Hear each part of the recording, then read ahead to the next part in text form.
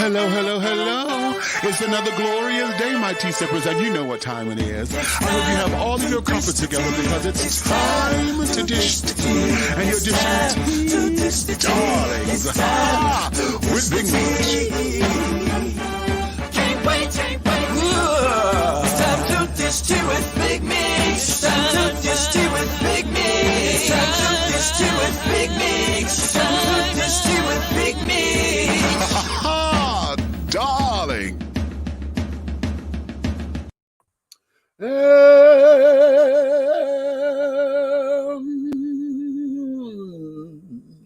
Hello, hello, hello, hello, hello, hello, hello, hello, hello, hello, hello, hello, hello, hello,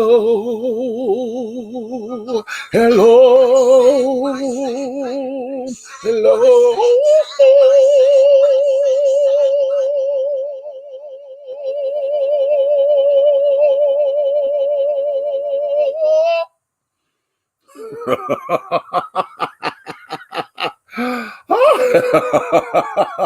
What's going on? What's going on? What's going on? Hello to all of my tea sippers, my crumpet dunkers, honey, my tea brewers, my pot stirrers, and my tea leaf readers. What's going on in your worlds today, honey? It's another glorious day, my darlings, and you know what time it is. So I hope you have all of your crumpets, my darlings, because it's time to dish tea, and you're dishing tea, darlings, with Big Meat. What's going on, babies? What's going on? What's going on? Child. I'm sitting up here. I'm getting comfortable. I'm taking off my shoes right about now, honey. Yeah, I've been a girl. Look, I like these girls, honey. Okay, I like these. Okay, this is from Nagast. Okay, a black-owned shoe company. Here in Latonia, Georgia, actually. They mail order, and I do love these shoes, but I've been in them all day. And it was time to kick them off, child. You understand? That's what's happening and snapping. And honey, it is Saturday. Today is Saturday that we're doing all of this. And I want you guys to come on up in here, baby, and have a good time with me. What we got? We got early folks up in here. Okay, we got Charles Scott has said hello there, and we got Eric, honey, the big star in Detroit in the house. Come on, Detroit. What's going on? What's going on? Today's show, I've titled today's show, Satisfy My Senses and My Soul, darling. It is a satisfying Saturday. So what we're going to do here, we're going to have a little bit of fun. We're going to get a little serious here and there, but we want you guys to get into today. And the biggest thing that I want to get into today that I think is going to take up a lot of our time, honey, is what do you do to satisfy you? What do you do to satisfy you? Okay, now, and the reason why this question is big is because oftentimes, how many of y'all are on the little sites and carrying on the date sites and things? There's a number of them there that always say, I don't know how to feel these out. I don't know how to talk about myself. Okay, how many of you always get stumped with the question? And I know a number of folks do, because I'm one who asks this. What are some of your hobbies? And the children to sit down there as if I'm speaking gibberish and don't know what the fuck I'm talking about. They would sit down there and say, I have no hobbies. You do something. You do something, even if you just sit down on the couch watching TV, scratching your nuts. If that's what you do, then that's what you do. There's something that you do for just sheer enjoyment. You know, no added pressure, no nothing. It's usually, you know, it's to calm you, it's peacetime, and et cetera, et cetera. So that there is what we're going to get into today. Understanding some elements of how to get into those things of understanding you, how to satisfy you. You understand? What is it that you like to do, honey? We're going to delve off into that. Then we're going to get a little serious because I'm going to show y'all this video. In fact, I may just start there so we can get this on out the goddamn way. Okay. a couple of videos and things because I really need to know why is it. Actually, the question I posed, if you on the Facebook, I asked, sometimes do you ever just feel like you want to just slap the shit out of a bitch? Okay, I mean, slap a bitch so hard to where you end up knocking some sense into them, but yet they don't realize that you slapped them. You want to slap a bitch that goddamn hard to when it's all said and done, you done knock some sense in their asses, and yet they don't realize that they've been slapped. Okay, sometimes you just do, because I swear stupidity and I are allergic to one another. Okay, I have a stone allergy to stupidity. Okay, ignorance is something different, because the ignorance means that you don't know the information, and really ignorance is such a strong word. Okay, it's really such a strong word, and I wish we would come up with another word. Okay, I'm trying to find another euphemism for ignorance. Outside of saying not knowing or unknowing or whatever. But oftentimes, ignorance can be cured, because that just means that you're uneducated. How about that? Uneducated. That's better. Okay. You're uneducated. Okay. But stupidity, stupid is when you sit down there and you know right from wrong. Okay. You know how to rationalize shit. You know how to take context clues and inferences and shit and come up with an opinion. You know how to your thought processes are really good. Okay. But yet you choose to do some ignorant ass shit. Ignorant. You choose to do some shit that's gonna sit down there and have everybody's eyebrows go up. Okay. And then you want to sit down and then act as if folks are not supposed to be upset with you.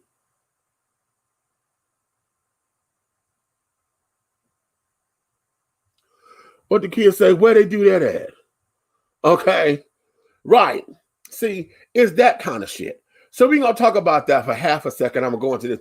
And then hopefully, now this may freak some of y'all out, but I'm going to do something that I know, and Haji up in here too. Damn it. And why did I know you? It must be my vibe. I'm going to do something that I said I would not do, but whatever this is, it's just on me today, because I wasn't going to do it, but it told me to type it. To all my tea leaf readers out there, what say the tea leaves, honey? Okay, what is it that you see for yourself in what's to come either in your future, or what do you have plans? Have you made the plan? Because what I am going to do,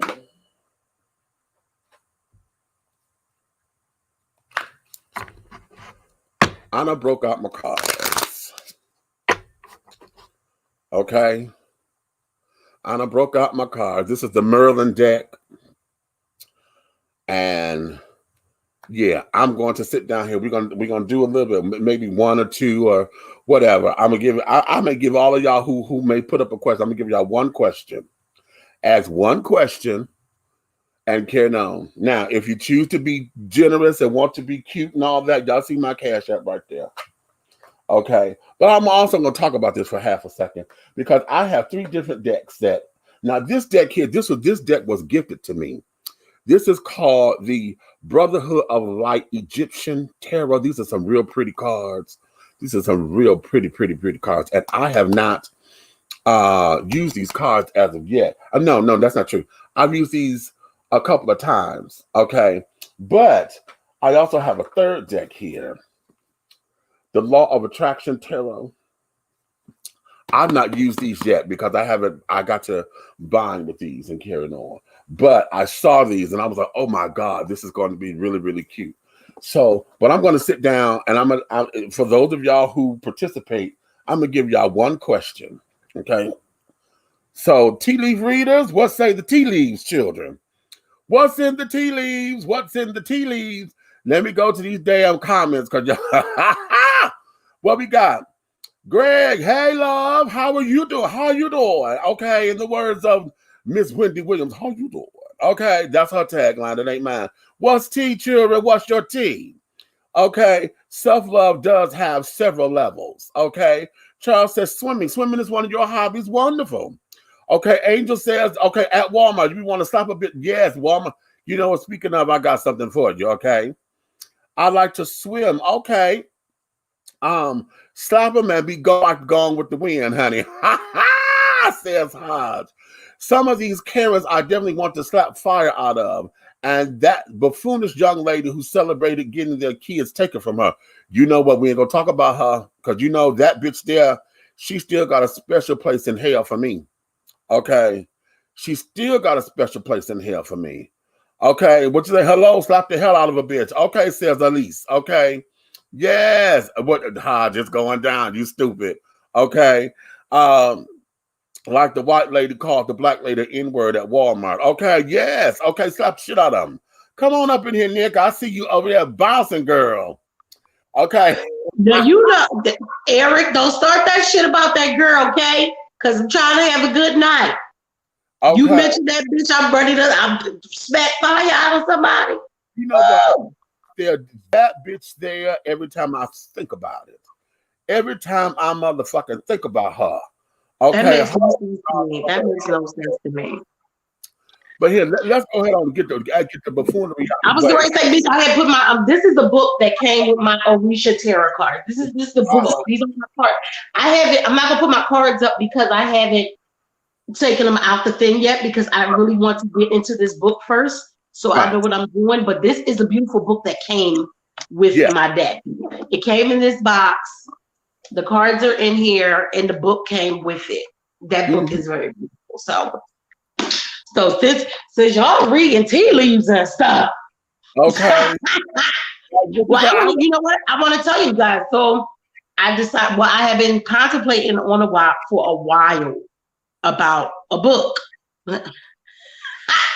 Eric, I'm trying to tell you, and my thing was always where to start. So last week I decided just start writing. Just start writing. So I just started writing and shit just starts spewing out. Right. So I know that this will take, I probably come to you, Meech, Love from Detroit. I hear that. You know, and get with some editors and stuff like that. So yeah, shout out to Oga. To figure out how I want it to go. Because for me, you know how like I had to think about it in a way when we write a script. Just because I wrote the script in a certain way, we don't always film it that way. Right. You know what I'm saying? We don't always film from beginning to end. Sometimes we might film some shit in the middle, you know, all the shots that's going to be done in the bedroom, those all the shots that we do at the bedroom. We don't wait until it happens to shoot it. So, because that was weighing on my mind so much. So I want to say to people, not just about writing a book or a song, whatever it is that you want to do, don't take too much time trying to figure out where to begin. Just begin. Just begin. Wherever you begin is where you begin. And if you got to put some shit in order after you get done, then do that. But if you take as much time as I've taken, because I didn't know where to begin, then you're gonna waste a lot of time. I don't want nobody else to waste as much time as I did. Okay. I just wanted to let y'all know that. Okay. Yes. Okay, now listen, y'all know I keep forgetting to do the damn thing with my phone with turning on my Facebook and shit, so I can see who's up on Facebook. As y'all are, I gotta turn the sound down, honey. Yeah, I gotta. You know what? It's so funny though. I have us up on YouTube, but when I do it right from my TV, I can't see comments from YouTube. That's fine. Yeah. That's fine. Okay, hold on. I'm coming, y'all. And then of course, I got to go turn the goddamn air on. You having hot flashes? I'm having hot flashes, girl. I had just turned it off because it was cold as fuck in here. Now I got to and carrying on. and shit. Okay, I thought I turned the sound down and it didn't turn down. Okay, stop it. Stop it. Yeah. Oh, you guys, says Meech is getting stuff ready. Let me tell y'all, let me share this with y'all real quick. Because, and this is especially for our like Bible thumping or Quran thumping or whatever you thumping people. Oh, not people. I'm opening this Orisha's book. And right before you get to the dedication, it says, God, I do not care what name you have been given. I know that you are there in a hidden place somewhere in space. And with that, I am content. All right. So I say that for the people, whoever is, oh, the way I do it is right. What you doing is wrong. Da, da, da, da. Please stop that, people. And I will say, because most of the traditional books all pretty much have the same thing in them, if you believe in the Old Testament where God said he was going to spread us out to the four corners of the earth. Well, if he was spreading us to the four corners of the earth, I just don't believe that he meant for us to all get back to him the same way. Because if he all meant for us to get back to be with him at the same way, he would have just left us where we were. Okay? So be mindful when you are condemning somebody for what they may believe. Because ain't nobody gonna know who got it right, or if anybody got it right, or if anybody got it wrong until we get there. Well, how about that? If you lead your life with a good heart, that's all you need to worry about. The cheering. That's it. Like, please stop fighting over religion. Okay? We have to stop doing that. And like, with more people coming into the spiritualness of things, you can't, the Bible thumping people, stop demonizing them. Stop saying they're evil witches and all that kind of stuff. Stop it. Stop it. It's not right. It's just not right. And I just felt like I needed to say that to some people. Somebody needed to hear that. Like, stop condemning other people for not believing the way that you believe. That's like saying somebody who is not in a civilized society. Say you live in the rain, they live in the rainforest or whatever. They still living everything being about nature, right? And nobody has come in there to talk to them about Jesus, Muhammad, Moses, nobody. Right? Those are, and I say Jesus, Muhammad, and Moses because I'm talking about Christianity, Judaism, and Islam. Nobody ain't never came and talked to them. Well, I just don't think the guy that I know gonna say, "Well, you can't come in here because you don't know Jesus, you don't know Moses, you don't know Muhammad, you don't know none of them, so you can't come up in here." Okay. Sometimes we gotta break it down in something simplistic like that. To say just because it's what's leading you to him does not mean everybody will take that path. Okay. As long as they get there. I always use that analogy. Meech, if I say, Meech, I want you to come to Philly with me. And I say, I'm flying. And you say, well, girl, you know, I ain't trusting the airlines right now. So I'm either catching a train or I'm a driver. We still getting there. Okay, exactly. Now, let's do this. I want to let's go here because see, I want to get all the buffoonery shit up out the way. Because while we're doing this, I want you guys to think about your hobbies and your likes, and like I say, satisfy my senses and my soul. What is it that makes you satisfied? How do you satisfy yourself? Mm-hmm. Even if it means that. Okay, but keep it cute. Okay. How do you satisfy yourself? Or what does it take to satisfy you? What are some of your hobbies? What are some of the things that you like to do in this life? Let's start to do that because a lot of y'all, especially if you on these little date sites, and like I said earlier, y'all don't know how to fill them out and you don't know how to answer the question. Y'all don't know how to have small talk. Why is not? Oh, okay, wait a minute. I'm okay. I'm gonna need you to help me with those because I'm scared of those. Every time I try to go on one of them things, I ain't never met nobody that is really there to genuinely date. Right.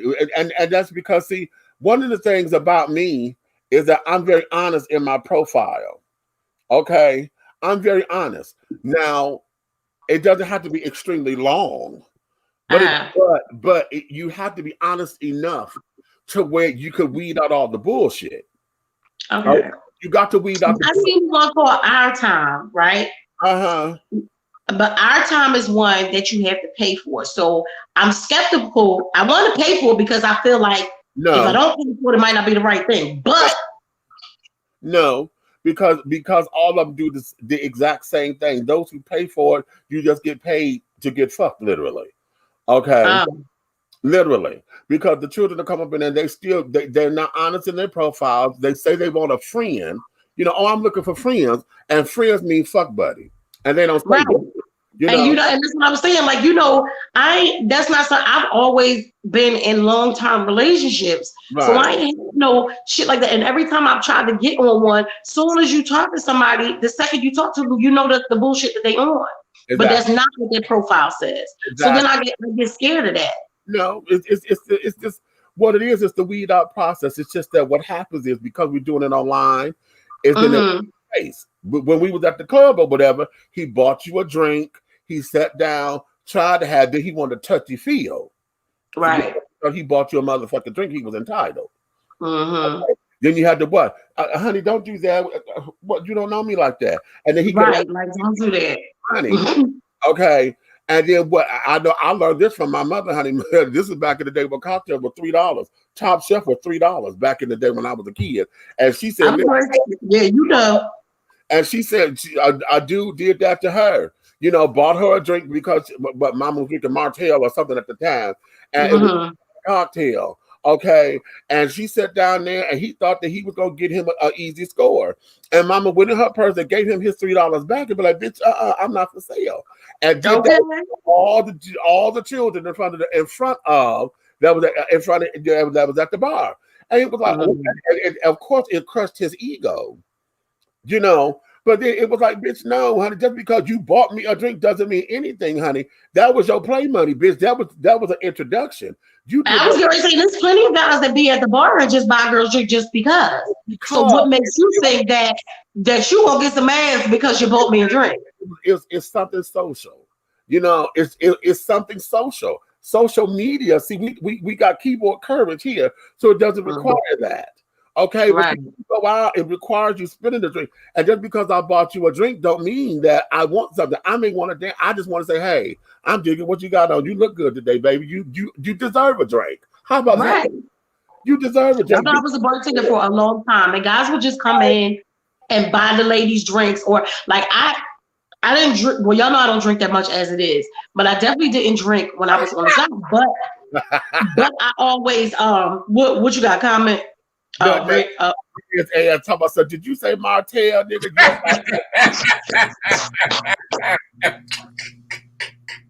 So when they would come in and they would want to buy me a drink, remember back in the day when the champagne splits used to be the highest thing? They were like $8 for the little champagne split. Right. So I would always say it was called Pipers. Pipers, we call them splits. I'm saying no, Piper champagne came in the splits. No, we didn't have Pipers. We had what's that cheap ass one? Y'all had Champagne? No, I remember Champagne, but not remember the pink Champagne. Don't worry about the pink Champagne. Wait a minute, I came. My car set at the shop. I was going to the store. I was going to go get some just cause.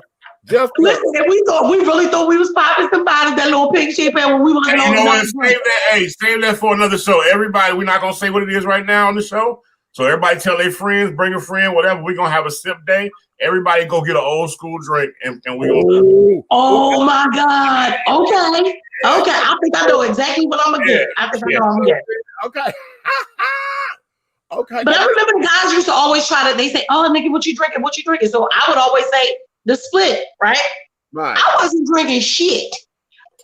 They would give me the money for it. Y'all know I can't drink behind the bar. They give me the money for it.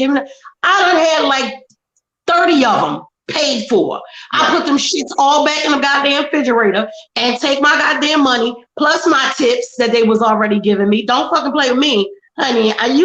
But at the end of the day, it wasn't because they was expecting to get some. It was be cool to your bartender, because then you know your bartender gonna get you fucked up. Right. Hello. Get some what? Oh, we was talking about how when sometimes you used to go to the bar and the nigga think he buy you a top shelf drink and he think he getting some ass. Oh, you don't get no ass for that? No, sir. It never failed me. Wait a minute. Not for no Martell. Look, not for no Martell. No. You can't get no ass for the bottle, okay? You know, back in the day, Martell, when Martell first came out, it used to be top shelf. It was top shelf. Back in the day. Yeah. Mm-hmm. I'm just laughing because I ain't heard Martell since I heard my mama and them talk about it. Okay. That was my mama saying. Okay. Because my mama was a dark, she when she was drinking, she was a dark liquor. So it was Martell. She was she didn't do Remy, but she did what's the whenever she was on the budget, she was always Christian Brothers. Okay. Oh Lord. One of my friends, she used to always drink Grand Marnier. That's her shit to this day. So I don't even fuck with Grand Marnier because I had somebody for my birthday. They bought me this drink called the French Connection. Ooh. But it's Grand Marnier and Hennessy mixed on the rocks with sour. Yes, Lord. They bought me 13 of them. I don't fuck with that no more because I don't know what I woke up somebody's house. I ain't know what the fuck I was at. That's like back in the day drinking that Incredible Hulk. What the hell? Ooh, wait a minute. Let's go here. What the comments say. All who believe in a superior leader, regardless of what you may believe his name to be, are believers of God. Remember the lesson of Babel in the Bible. All right. Did you drop some knowledge? Tell it on the mountain. Part of my profile on Facebook that day was after a couple of bad experiences I had on Facebook dating site. Do your research, people. Do your research. Okay. Facebook got a dating site? You child, listen. Hold up, E. Everybody, the children gonna make a site out of something. You understand? Oh, you mean like when they make those group things? Yeah. I went into one time, dog, and I had somebody tell me before I started getting like, because I'll accept the invitation to the groups, but never really pay attention to it. Girl. One of my friends happened to tell me that was like one of the swingers things. I was like, oh no, that's not my cup of tea. Oh yeah, they get loose in some of them damn things. I went there one time and the girl said, she said, I'm finna drop this. I looking at your profile picture. She said, I don't even want to say hello or hi. I'm finna drop you over JJ picture so you understand what we got going on over here. Okay. I'm like, okay. Well, this person that I know, like, it's a guy, like, we weren't talking enough. I don't even remember how I remember him. I forget, but he told me they had one of, like have the meetup things. Uh-huh. He said he got to the meetup and that shit was a whole situation. He said, I got in. He said, and at first I was just going to leave. He said, but I got so, he said, I just got to looking around and shit was just happening all over the place. He said, right. He said, I didn't know what to do. Oh, you dig it? Well, it ain't that simple, honey, sometimes. Because you got I was like, dang. And I was like, damn, am I really this naive? Like, what the fuck? You got to be mindful of what's going on. But here, okay, let's press pause here. Because I want to give the people, again, while I'm finna go show y'all a couple of videos, honey, because this is going into slap a bitch. Okay. Oh, your boy, before you do that, your boy just got caught up again. Who? Somebody stepped out and said something against him. I had to send it to you. The pedophile for your president. Yeah, somebody done dropped a dime on his ass. Oh, Lord. Okay. Anyway. Well, look. We'll put that on the slap a bitch category. Okay. Because I'm going to share two videos, and then we're going to do this. The first one is, okay, I had to make sure that I ain't got no Facebook pop-up, because I know I get nasty shit on Facebook. I had to...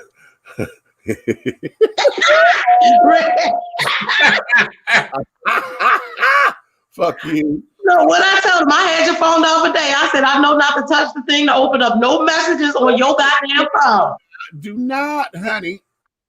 Okay, now look at here. That damn phone, when it rings, it should say ding-a-ling. Yeah. They're fighting. Yeah. Oh, I'm looking at it with TV.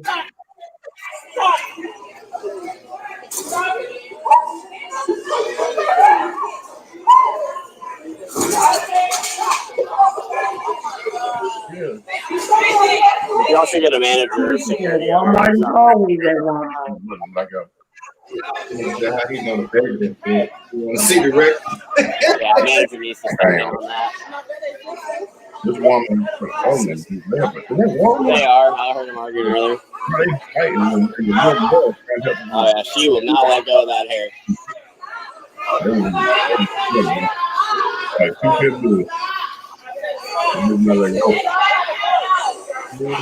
Oh, she just need her in the face.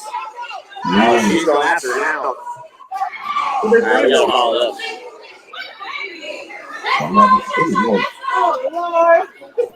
All the things.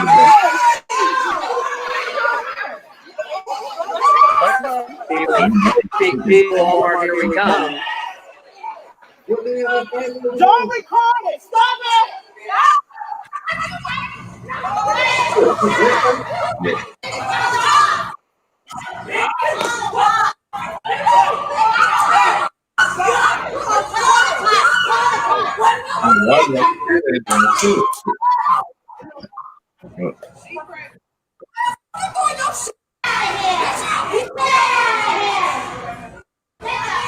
Oh, look at the little platinum braids. I don't know this. Maybe okay.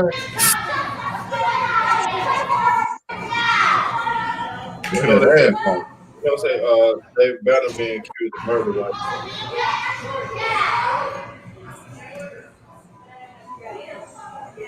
hair extension.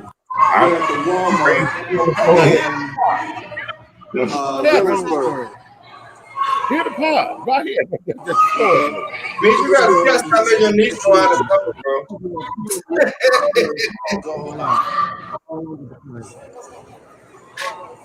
Yeah. Look. He picking it up! Oh, he picking it up. Why did videotape it? If he walk over and get that shit from her, I'm going to be done. This was at the Walmart here in It is If he 5 minutes to 4. Okay, it is bruh. 5 minutes to 4. Here on the 15th of June. This was an altercation that broke out of the And premise. stop it there. Hey, Okay. Hey, me. He just picked up the whole bundle off the fucking floor. Be nice tell your niece to stay out of Walmart. Okay, so I was getting lost. What was the situation? Don't know. Not sure. Because all I see is a bunch of fucking foolishness. Exactly. Hey, did you see the baby? Right. And apparently, the little boy had taken up for his sister, I believe. Okay, or whoever. That's what I was trying to read. Was it saying, because I got my TV turned down over here. So I was trying to see, was it saying the daughter got smart with the mom and the mom just teed off on her in Walmart? Not, it was saying that this was a family altercation. Of her daughter was trying to do something.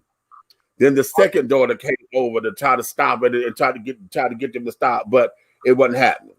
Okay, you see the little boy was sitting up there trying to hit the big bitch. Okay, because apparently that was the one. So that there, it's just a mess. Now that's dated for June 15th. Now I don't know what year. He said June 15th because looking at all that, nobody ain't had look like no COVID. So ain't no mask. He ain't have no gloves picking up that hair.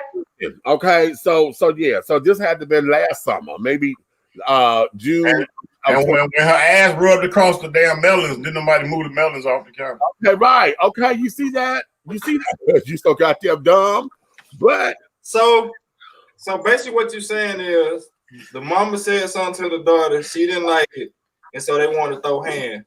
Perhaps. And then they should have closed the store if it was COVID because one of her titties jumped out and there might have been some powder or something. It could have been COVID because nobody in there had on no mask.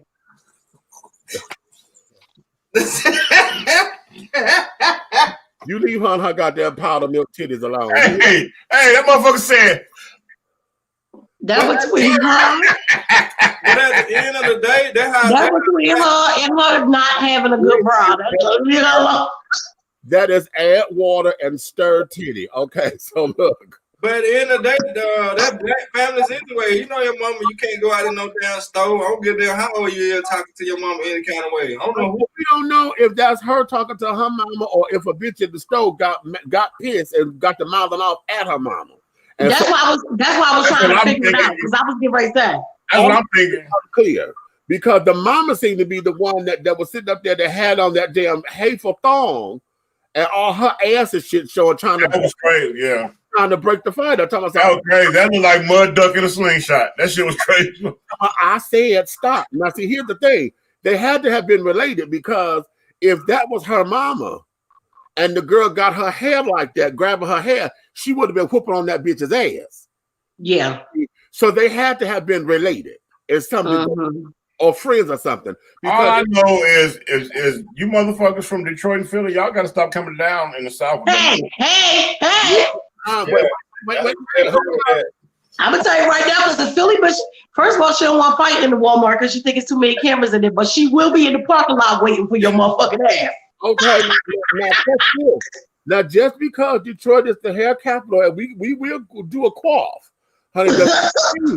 Just make sure when you go outside, if they say, hold what you got for a second, you get in your car and get the hell on.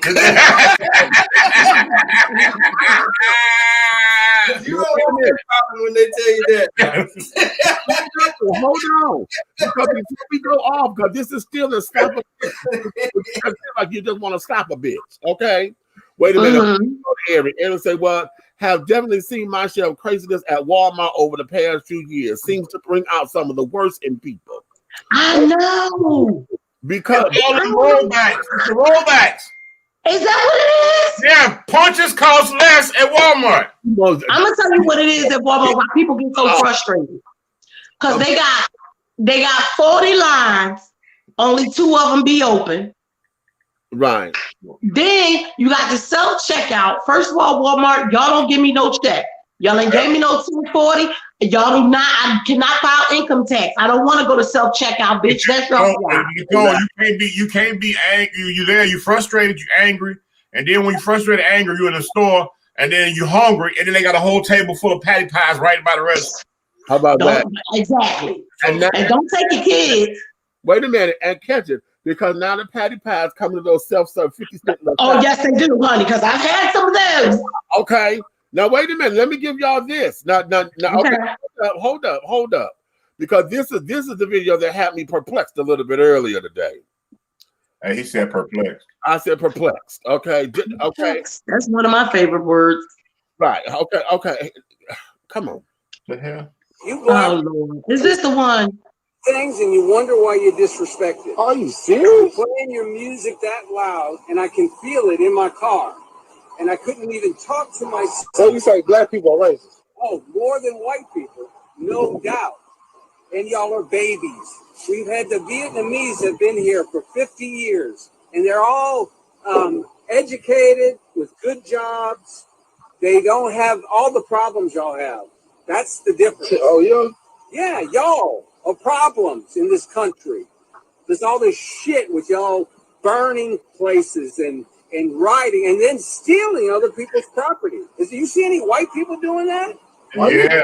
Vietnamese I promise I think I'm dreaming right now. You seriously having the show there? And they go to the goddamn country club. What are you trying to say, man? That bitch was out in the year. Yeah, that bitch was home getting high with Snoop. I just heard that on TV. Getting high with Snoop. On TV. Get paid for it. That's disrespectful. What you mean? You what? I mean, what even up? Dude, you're gonna get yours. Believe me. Hold on. Are you threatening me? No, I'm not threatening you. Said, what I'm getting in? You're gonna get in trouble in this country. What am I gonna get? What we're gonna get is you drunk, huh? We're gonna get prison. You start that looting. I notice y'all not doing that in Houston. Who is y'all, man? Y'all is black people. Say, man, look here. Keep it. I look at the TV and all I see looting is black people. That's all I see. Demonstrators. Your people just killed 2 of your people. What? Yeah. Y'all people just killed 2 of your people. Your people. I'm Hispanic. Well, whatever you are. Yeah, I'm Hispanic. And I don't care whatever you are. Mexicans come here, they don't loot. So what Mexicans you they don't riot. You should see how All they do is work. Right. Well, shit left in that motherfucker. They took a rice patty. That shells out that bitch, bro. motherfuckers was walking up out there rolling. Jury. What's the name? Even the jury. Goddamn business. So it's none of your goddamn business what I do with my car. And I had to record it. And I'm gonna stay here. And getting ready to go right now. And I'm gonna stay here. You stay here. I don't need to stay You take care of them. Oh, well, they was in that bitch. He might have been. You wonder why you're disrespected. Are you Okay. serious? Playing Yeah. the music Can that you stand it? Can you stand it? Hey, all I know is that when all you niggas came over here to my country. He didn't even right. He Hispanic. He the one came over here. He happy that wall didn't get built. That was the fuck. Well, actually, if he was, depending on what kind of Hispanic, because if he was Mexican, then no, they was natives and stuff too. So Yeah, they brought Louisiana for $1. Yeah. You know what? Listen, this is what I need to know. Okay. And I really want to ask this of all the politicians and carrying on, because here's something to consider. I know we are the United States of America. Are we? But this, exactly. But this continent is called North America. So not only us, but Canada is considered to be North America. So is Mexico. So now those children that come from Brazil and carrying on all the Venezuela, that's considered South America. Mm-hmm. So you can't call them South Americans or Americans, period. Oh, that's right. Brazil is in South America. Yeah. Hey, so the Brazilian bitches in South America. Right. Yes. God damn it, I made a wrong turn. I'll see y'all later, okay? You know, it was just a port stop. That's all it is. It was just a port stop where they dropped us off and where they dropped them off. They dropped everybody off over there in South America. That's why they look like they just mad. It was just different stops along the way.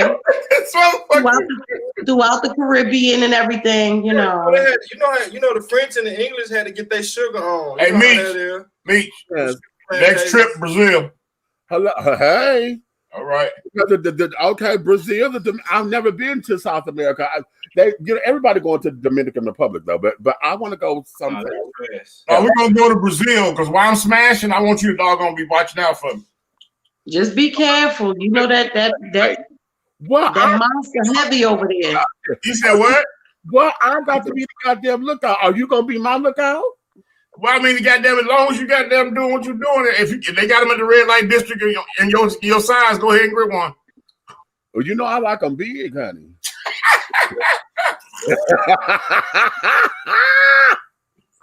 Okay.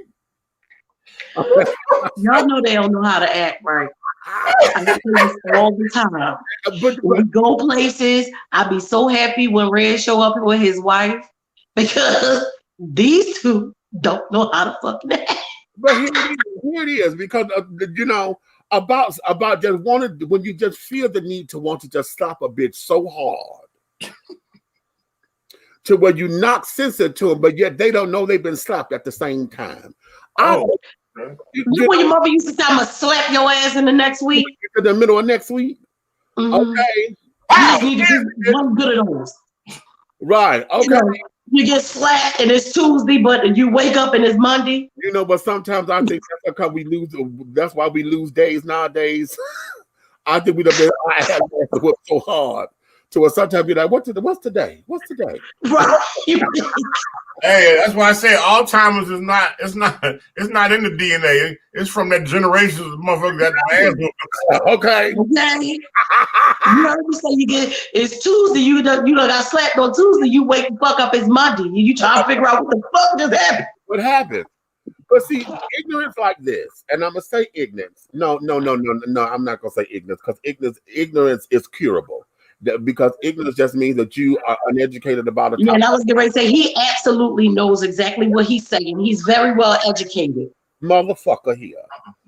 It's times like that because you know when you look at it and you're like, damn, and you really don't want to cuss them out because it's like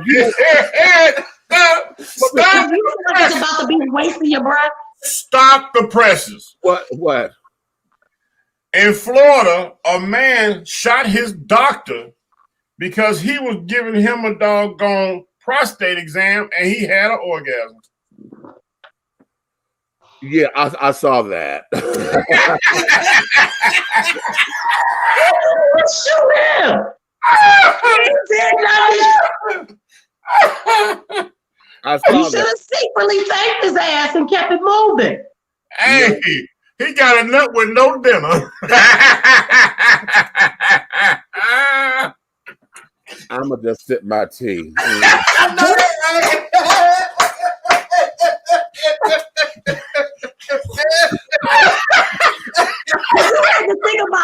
Think about the moment when it happened, and you so fucked up in your head that you shoot the man. Okay. Yes, into the ear, absolutely. Rule one in doggone sexuality and attraction is you like what you like. Right. But remember, me talked about that before when we was on the radio. Sometimes it don't. Remember, we talked about this before. Here's where it is. In that particular situation, since we got breaking news, okay.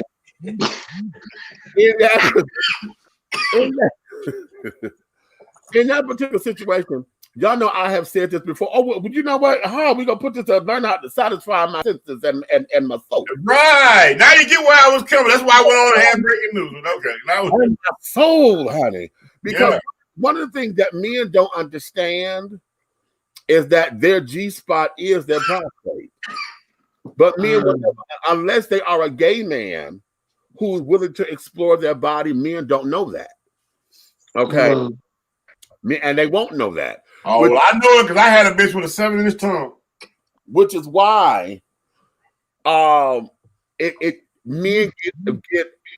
they become aggravated, and they get a little pissed because something felt good and it's not supposed to. Right. Hold on. Why he shot him? Because his secret was out. That's why he shot him. This is my problem. Yeah, that's what I'm saying. Because if this man is examining you like this, pow, rubber glove, and he goddamn hit that goop, and then he goddamn go to hit you like that, that means when you bust that nut, you've been waiting on somebody to hit that ass for a long time. I was gonna go there because because a prostate exam, honey, is only like 45 seconds. Yeah, but goddamn it, evidently he was already attracted to the doctor. But I won't necessarily say attracted to the doctor. I'm just gonna say the doctor just hit the right spot. What I'm going to say was he was edging all that time. You was already jacking, nigga. Okay, you was already ready to nut. And somebody popped that spot. See, the whole thing about a man when you start to edge, you take yourself to that brink, but you don't shoot. Okay, because you take yourself to the edge so that you don't nut. Okay, or ejaculate. Okay, right. So that's what edging is. You take yourself to the brink and then you pull back. So at the time, and the reason for that is so that when you do, it intensifies the nut. Okay. So in this particular case, child, if there's a true story, you was already edged up and you was ready to shoot. Because if you went up in there for a prostate exam, then honey, you knew that he was going to come up in there and pop your cherry. Okay, and hit the spot. He was going to hit that spot and massage it for just what? What? They lift the nuts off, they say cough. Then they sit down there, they put you in the fetal position, okay? And then you got to go up in there, and it's only about 30, 45 seconds tops. Unless he stroked it. Okay, now right. Now let's go there because now let's do that. Okay, let's do that. Because nigga, are you mad because you had a finger job at the doctor's office and y'all was secretly fucking around and you didn't want nobody to know because you nutted at the doctor? Did you holler like a bitch and everybody heard you? Because you know the doctor's offices are not soundproof walls. And the nurse probably came in and it was goo everywhere. Ooh. Okay. Shut up, girl. Hey. Okay. So that there is that. So now, was it satisfying the senses, or do we put that in the slap a motherfucker, honey? And do we put it into the slap the motherfucker category? Well, I'm gonna put it in the slap a motherfucker column because he didn't have to shoot the doctor. That's how I feel. Ah, wait a minute. I be stroking. Come on. You better give me clear. That's what I be doing. Come on, give me class. I just feel like I feel like he shouldn't have shot the man because honestly, he should have thanked him. He did him a favor. Right. He was enjoying it, Sizzle. That's how I feel. I feel like that's why you shot him, because you enjoyed it and you was embarrassed that you enjoyed it. How about that? Okay. And usually, normally, and most of the time, that's what happens. You know, when excuse me, what a lot of folks want to call crimes of passion and carrying on, and this, that, and the third. Often, when there's sex involved, that is. A lot of times, if it's due to the experience, and it wasn't a rape or anything where it was forced upon, and I'm protecting myself to get out of it. If it was due to the experience, and you end up liking something you didn't realize you were supposed to like or whatever, and then your reaction is, "Oh, somebody gonna know," then it becomes all this. A lot of that comes from that particular element, you know. Sad. It is. It is sad. It is All sad. he had to do was go find him a freak bitch and get a strap on and goddamn it keep their shit at home. Okay. Well, let's go there. Satisfying my senses and my soul. Right. How about that for a minute, ladies. I'm gonna go to my ladies first. Pegging is becoming very, very, very popular again. Oh no, What is they it? Pegging. That's what it's What the called. fuck is that? That's what it's called. What's pegging? Pegging is when the woman straps up and she penetrates her dude with a strap on. Wait a minute. And then he covers his face. Jesus, he covers his face. I'm laughing at Nikki's face. Oh my God. Priceless. And wait a minute, because I'm in a group on Facebook, well, in Facebook Messenger. See, one of the secrets about the Facebook groups, because a lot of times you know, a lot of folks get to report the pictures and shit because everybody's sending off naked pictures. They report the group, so then the groups get shut down. Oh, okay. What ends up happening is we go into Messenger, and so we create, you know, the group chat. A group in Messenger, yeah. And so we do it that way, and so oftentimes if somebody ding a picture or whatever because they being hateful to the group. But in this particular group, I have a number of black men in this group, honey, that's into this shit. They got group. I'm gonna say for me, since you said you was asking the ladies, I'm just gonna say for me, I'm not doing that, because then in my head, I feel like you gay, and won't you just go get you a dude? I'm just saying. Okay, hey, but wait a minute. It's the same way, and I'm gonna say on the same side is like what I know about lesbian women. You put on a strap on to do this, then bitch, she might as well go get them again. Hold on. I mean that's just my thought. I'm not saying it's right or wrong. I'm just saying in my head, if a man asks me to do that, I'm gonna automatically assume you gay and just want to direct you to my friend. I might call Meech up and be like, "Hey, Meech." I'm like, how tall is he? What's his weight, honey? Exactly. You know, I ain't mad at you. I'm just saying. 250 or better, baby. 250. Okay. Anywho, here's the thing with that, and this is one of the complexes about that tends to keep men from exploring themselves, because I really do believe that there are a lot of men who, once they find out what they like about their bodies, because they're not gay and they know that they are sexually attracted to women, if a woman to absolutely explore with them, it could be as free as the wind. Yeah. What happens, a lot of the stigma is that they're going to be conceived as gay. And the way I think of it. And let me put this disclosure on it too. I am not a very sexual being. Right. Okay. Okay. So let me put that on there. So nobody think I'm just being a prude and I'm being this and I'm being that. I'm just not that sexual. I'm not. I'm one of those people. I'm not boring if I care about you.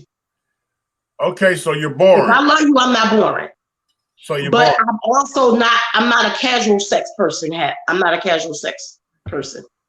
Okay. My feelings are very much attached to the way that I have sex. So if I don't have any feelings for you, I can't. And in my head, I can't. So you don't have a what do they call that, Meech? That fucking the internal drive. It's like the itch that needs to be scratched. You know what I'm saying? I don't. But I also attest that to Brian being in the military for so long. Right. I was always being used to him had to leave and stuff like that. So like I've literally been celibate since last November. But prior to me and Brian started messing around again, prior to that, I had been celibate for years. So I don't have no issue with that. Let me ask you this: if you decided to mentally and just emotionally mental and just let go, right? Somebody whip that motherfucking dick on you. You probably will have an orgasm that you've been chasing your whole life. You probably ain't had that one yet. Oh, I've absolutely had that one. No, I'm sure you had. No, I'm telling you the fact that you have deemed yourself that and trained your body a certain way. But if you was mentally and emotionally just to let go of that and put all your doggone energy in your vajayjay, you probably would fucking explode. First of all, look, I could drown a motherfucker without having to think about it. So okay, next caller. But I'm not. What I'm saying is, I'm not opposed to it. You asked for that. No, next caller. No. Caller, stay right there. Caller, stay right there. I could drown a motherfucker. Okay. Just want y'all to know that. All right. My thing is, I've never felt. I ask you shit, Naomi Cupcake. God damn it, nobody asked you that. I've never felt trisexual person and tries anything once, and that's true too. I've never felt. It's probably all the things that I've been through in my life that keeps me from being so untrusting of other people. That's good. That's good. That's why I said, like, if I love you or I care about you or whatever, then it's not like I'm laying there. You know what I mean? It's not that. But I'm not trusting of people to let myself be that free casually. Okay. That's all. Here's where this is, because see, I want to stress this out to women. Now, ladies, put this up in the comments because I haven't heard from y'all yet. Outside of Rose said, honey, that the dude could be the tribe. But what about you, Rose? If a dude came on to you and said, sister, let's do this. How many of y'all, in fact, the show Sisters, it's one of the Tyler Perry shows that's on BET. I only watched this particular episode. That's why I come to mind. To where the guy and the girl were getting together, honey, and he wanted to bring a toy into the relationship, and she got all excited. Was like, okay, well, let's do this. He said, wait a minute, I want you to use that on me. What was her reaction? Her reaction was just like everybody else. It's like, Scooby-Doo. Okay. Because what I do see in film and TV now is that they're showing more things that they explore. Is this one show on the UMC, the Urban Movie Channel Network? It has Demetria McKinney. Yeah. Lisa Ray was on the last season as well. It's a bunch of AJ Parker, the girl. What the fuck is that bitch? She on there. But one of the brothers is bisexual. And I've always wondered about that. So he's in a relationship on one side with a girl, on the other side with a guy, and they both know. And not all of them together. Well, actually, the last one, I think it's like 2 or 3 seasons. The last one that I watched, that was them all coming together. And I want to hear from people.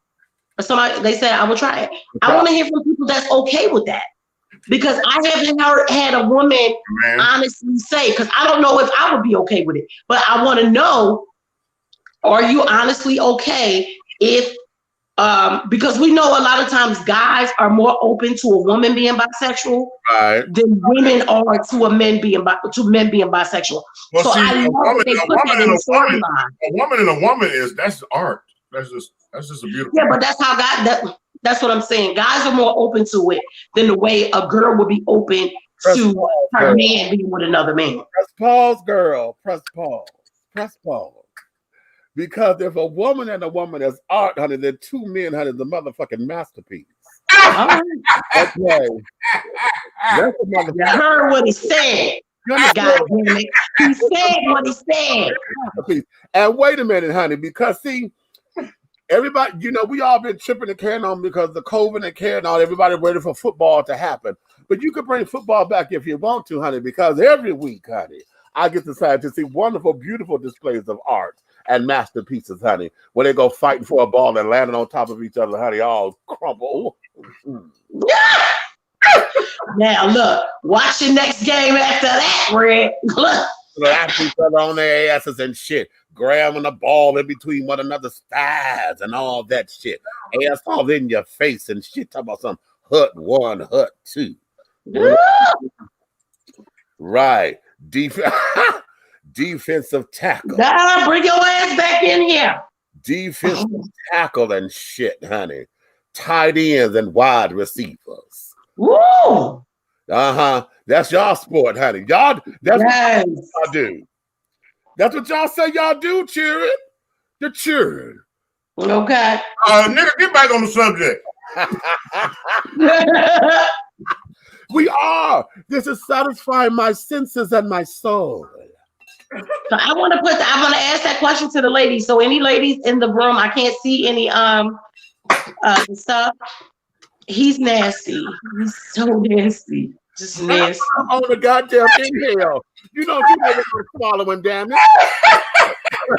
Nasty. You're still nasty. Yeah. So yeah, I want to ask the ladies, any ladies in the room, would you be okay if your man was bisexual? That's a good point. That's real good. And I want to hear somebody be honest, because I want to talk to somebody who's okay with it. Come on, Cub. Come on, girl. Hey, he like what he like, baby. That's all. That's it. So if you was dating somebody, right, and they wanted you to motherfucking strap on Godzilla, right, and run up in them. Hey, that's his choice. If he gonna let me do it, by God, let's get it on in. Oh, you gonna do it? Yeah, do it. Oh yeah, we gotta get you some motherfucking attention. We gotta get you some medical attention. Oh, wait. Oh, here go, Tay said, "Here go my baby sis. Come on, Tay." Up in here, she said, "I'm a freak. I'm open for almost anything but the same sex. Now, I don't get freaky with everybody. I have to be into you for me to explore certain shit. Toys I could definitely get with. Candy's bedroom candy have some toys that I can take you over the moon if you use them right.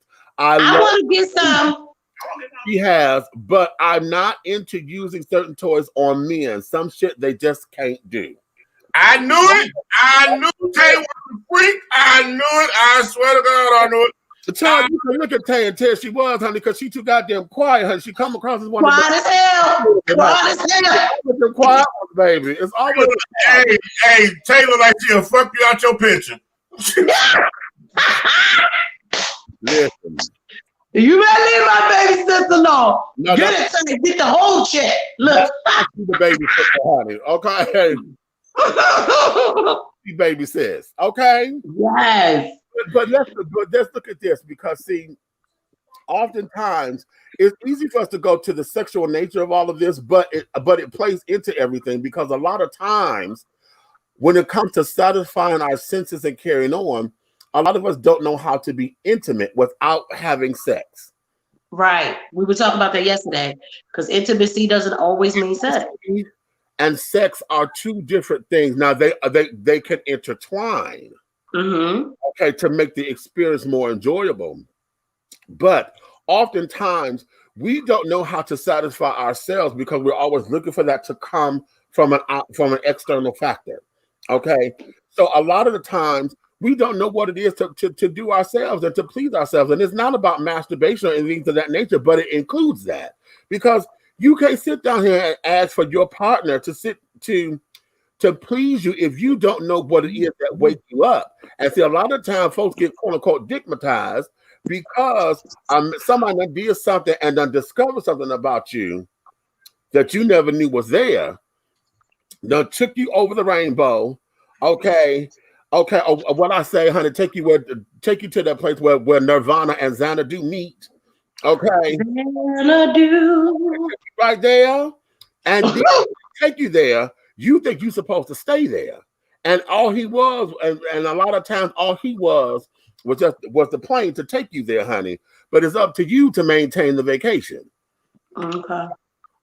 And because people have to understand that just because sex, like we say, intimacy doesn't always entail sex, but not all sex is intimate. Ha. Hey, you know what? You don't always have to blow on the cock of the pussy in order to motherfucker make the hair stand up. Listen, let me tell you something, honey.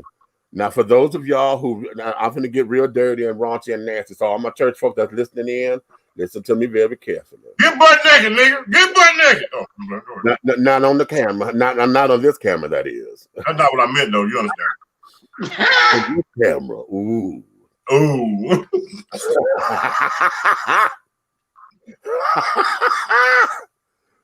But what happens is that oftentimes, you know, they say everybody claims that they want, you know, the lady in the streets and the freak in the sheets and carrying on the blase yakketing. But there are those moments when you are in a relationship, or whether you're married or not, where there are times where you want to make love, and there are times, baby, where you just need want to fucked out of you. God damn it. Yes, God. You just got to sit down here, baby. I want you to fucking disrespect my big motherfucking ass, call me all kinds of disrespectful names. I can get up when it's all said and done, honey, and make me breakfast, and honey, we can go shower together and call it great. But when it's all said and done, honey. You want some choker, bitch. I hear you, boy. You go ahead. Okay. Or choke that nigga. How about that? Okay. Now remember, I have options. Ha.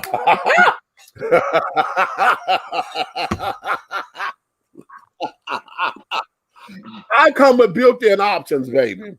Okay.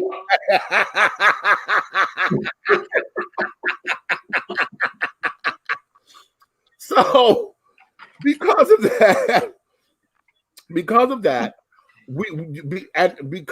oftentimes we don't know how to talk about those things. And again, I'm on the sexual side of it, but I want to take that across the board, because sometimes the intimacy moments just mean y'all sitting down playing your favorite game of Scrabble, or you're sitting down reading a good book. My best friend and I, when we were living together, oh my God, we had some of the most beautiful nights. We would turn off the lights and just have the reading light. We would get a glass of, well, sometimes it would be wine. Most of the time, it'll be the vodka and shit that we would drink, because at the time when I could drink beer, it was vodka and beer. Okay, Boilermakers all day, honey. Goddamn, old man, Boilermakers shit. Listen, we would have that, and then we would take the book, because we were reading Elin Harris's books at the time.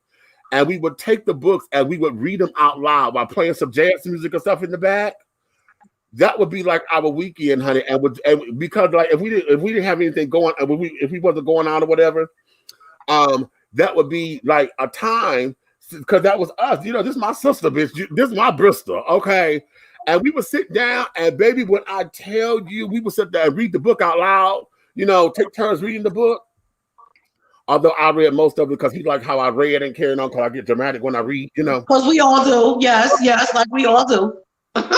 Golly, it would just be the loveliest of times, and then we would stop at the end of each chapter and talk about it. And before we go into the next one, thing, Yes, that was oh my God, that was so fun. And then my nephew, that sounds. Yeah, we did that with 50 Shades, didn't we? Yeah, when 50 Shades came out of the book, that's how me and Nick read the book together. Okay, but I'm gonna tell you something. It seems like when you're doing stuff together like that, you find out more about that person. Right. You do, because you can find out a lot by what y'all reading or listening to. I was going to say, me and my ex-husband, the last one, we would listen. I got him into the Audible books when I started being so busy that I couldn't sit down with my books, but I still wanted to read them. And for him, he loved those hood novels. And I like them too, but back then I was into them way more than I am now. You know, you evolve into stuff, but we would listen to them and discuss what happened or something. You might have to leave the room for a second and come back and be like, wait, what happened? And they all pause and then be talking about. Those were some great times. Mm-hmm. Mm-hmm. And you really do. You get to know a person. Here's something that I'm going to challenge everybody with here. Come on with it. And see, all of us are theater folks, child. Okay, come on with it. And this ain't nothing to try to make no money off of or whatever. But would you know a good book? We can all sit down here, honey, and create our own reenactment of a book, bitch. Oh, come on! What y'all want to do? You understand? We have we got a platform here to where we can recreate the radio hour back in the day. Before television, there was radio. Right. Oh my God. The radio hour where they were sitting up there and we had the radio, the soap operas, honey, were radio. And then we gather around the radio and listen. So you sit around here and you I was going to say, y'all know my pen is deadly. Don't get me started. Listen to me carefully. And oftentimes, see, this is when we talk about satisfying my senses. Imagine, now this is for those of us who like to read and like the art of theater. Imagine doing that for my baby sister. Part of what she likes to do to get away, she likes to color. Okay. She'll sit down, honey. Listen, if I bought that heifer a box of 64 Crayola crayons, child, and a coloring book for Christmas, I gave her a diamond ring. Okay. And that there, because I know that there is what calms her, her happy place of. Are you back? Okay, yeah. Yeah, I was opening the door. Okay, that takes her into that place of calm and stability. You understand? Of tranquility. That's the word I'm looking for. Tranquility. Okay, and oftentimes, most of us don't know how to get there without external forces, So here's some of the things. Imagine that. Imagine, because I used to do this when I was like younger, to sit down and I would get a coloring book or whatever, and because I just felt like being creative and like I got some pictures of Wonder Woman, and I was figure out how to rearrange the costume. Because if I wanted a gay Wonder Woman, how would I do the colors? Because I want all 6 of the colors of the rainbow flag on the costume. So how would I do that? What would it look like? You know what I'm saying? So that there became a process. And then we went to go share that with somebody or whatever. Or how about this? Straight men, for those of y'all who don't know y'all motherfucking colors, a box before Crayola crayons, honey, is how you learn them. Okay, you learn the difference between seafoam and damn sage green. Yeah. Okay. Salmon and pink. Huh? Salmon and pink. You learn the difference. Okay. And dusty mauve, honey. Okay, a dusty rose and a mauve, honey. Okay. Understand the difference between fuchsia and hot pink. Exactly. Because they're two different. Brown and rust. Remember rust? Because rust was in the orange category, yes. Rust was in the orange, okay. It's like a brownish orange. Right, and then because you had rust, and then you had burnt orange, which was almost. But burnt orange got a little bit more yellow in it for a little fire. Okay? But wait, what about? Don't forget about maroon and burgundy. They two different things.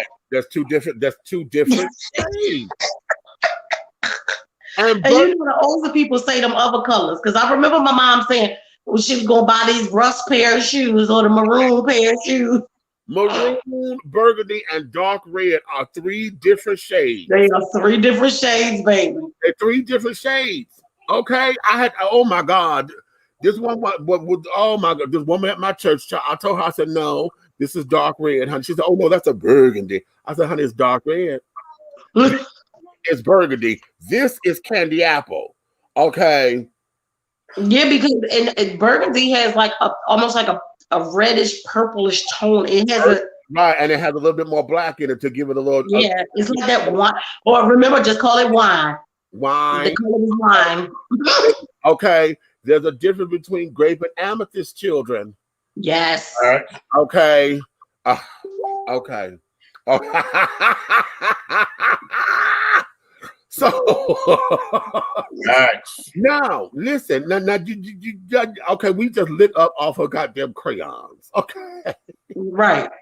But see, that's what we're talking about right there. Exactly. That's my point. The fact that you can make a conversation about crayons be interesting because you're talking about the different colors. That's the difference of having an intimate conversation. Right. Because you are getting into the ins and outs of the colors. Right. What it means to you, how it speaks to you. You understand? What effect does it have? This is how I learned the shades of green, because green is my favorite color, but I know sage green. Okay. My shade. I love sage green and I like royal purple. Right. And those are my 2 favorite colors too, but mine is emerald green and royal purple. How about that? You like emerald. Yeah. I understand the difference between emerald and hunter. Right. There is a difference. There is a difference. And then you got that pearl emerald. Yeah. The one that got like the mother of pearl swirled. That's the one I love the most. The pearly emerald. And a lot of folks don't get that. And now some of y'all may be on here saying that we full of shit and what the hell y'all talking about colors and shit stuff. Well, this is what I'm trying to get to you. What is it that satisfies your senses? Some of y'all may be into cars. Y'all can sit down here and talk about cars all goddamn day, talking about an engine and a 8-cylinder carrying on, and I can follow it to a point, honey. But then after so long, y'all will get crackers with that shit. And be like, oh, okay, just like we did with the goddamn crayons. Y'all will get crackers with some shit. Right. Okay, you know what? Hold on, sugar. Okay. Wait a minute. We just did this the other day. How about those of you who are gun fanatics? Y'all can sit down there and tell me about the pearl handle and the this, that, and the other. This is the 380. No, you need the 45. No, you need the 357. Fuck all that, honey. What you need is the sleek little do-wah-do-diddy, honey. They got the power of the such, honey. Okay, and look how sleek it is. What was that gun y'all told me? Ain't that pretty?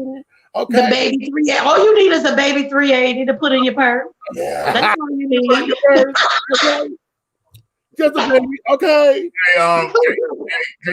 Hey, can you check your instant message while you're on here? Yeah, I can. Why don't you do that and say, and you're welcome? Okay. Well, wait a minute. Wait a minute. Hold on. Where did you send it? Did you send it to my phone or here on Facebook? I am Facebook instant message. Okay, instant messages. Okay, well after this, let's find out. All right, we're gonna put that on a t-shirt. Hold on. How do you know this boy? No, wait a minute, child. Stop it. This is my son Adam. Stop it. What? Shit. Ha, bitch. There she go. There she. What do you think? The Rainbow Wonder Woman? Oh yeah, that's going on a t-shirt. You better. I've been waiting on share the screen. I've been waiting to ask me about that. I'll say he gonna bring it up one day. There it is. Share the screen. Wait a minute. He about to fall out. Lord have mercy. You don't see him. You must have sent him a Rainbow Wonder Woman. I've been waiting on him, Nikki, to ask me about that a long time, because I do all that different designer shit. Oh yeah, that's right. You better come on through here. Look at it, and the purple boot, bitch, you motherfucker here. Look at That this. thing is nice. Look at this. Now, to all my trans sisters out I was there, getting ready to say, make her black, and you know Cole want one. bitch, and bitch again, honey. Oh, you. bitch again. Good evening, Louise. Bitch, I am gagging. Now, you know that's got to go on the shirt immediately. Right. Yeah. Can we just bronze her up a little bit? You want to? Don't worry, I got another version I'm working on. Oh my God, today. That's nice. I like that. Oh, I like that. My God, today. And y'all know how I am about boots. I just want the boots. Can I get a nice sketch of them boots so I can find somebody to make them for me, please? Now listen to me, but here's because I like it like she is, but I'm ooh. Look, now he can't even think straight. Look what you done did. I'm trying to get it. Okay. Oh shit. Okay. See, now there's another example. There's another example of what we talking about. See how deep you can get into the situation about how much you love Wonder Woman. Okay, it's the deepness of the stuff that you can get into. Darlings, now listen, let me add a couple of little tweaks. Because everything that's silver, make that gold. The gold bracelets, make that belt silver and make that headband silver.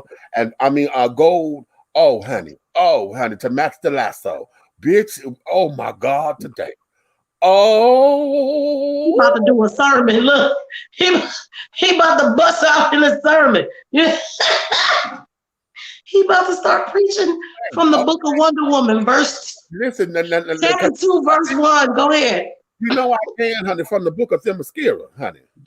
Okay, from the book of Themyscira, honey. Okay, understand that Diana said unto the children. Okay. Hallelujah. Okay. I am Diana, queen of Hippolyta, honey, princess of the throne of Themyscira. And I was thinking about the other one, the black one, who's her twin, who they say Nubia was first. No. They said she was born first. I was watching the thing of how they supposed to have come about. Yeah, I was watching the thing on Nubia the other day. Right. And carrying on because she was sculpted first, but yet and supposedly Hippolyta had created an exact duplicate out of a lighter clay. Okay. And she had wished for, she had fallen in love with the statue.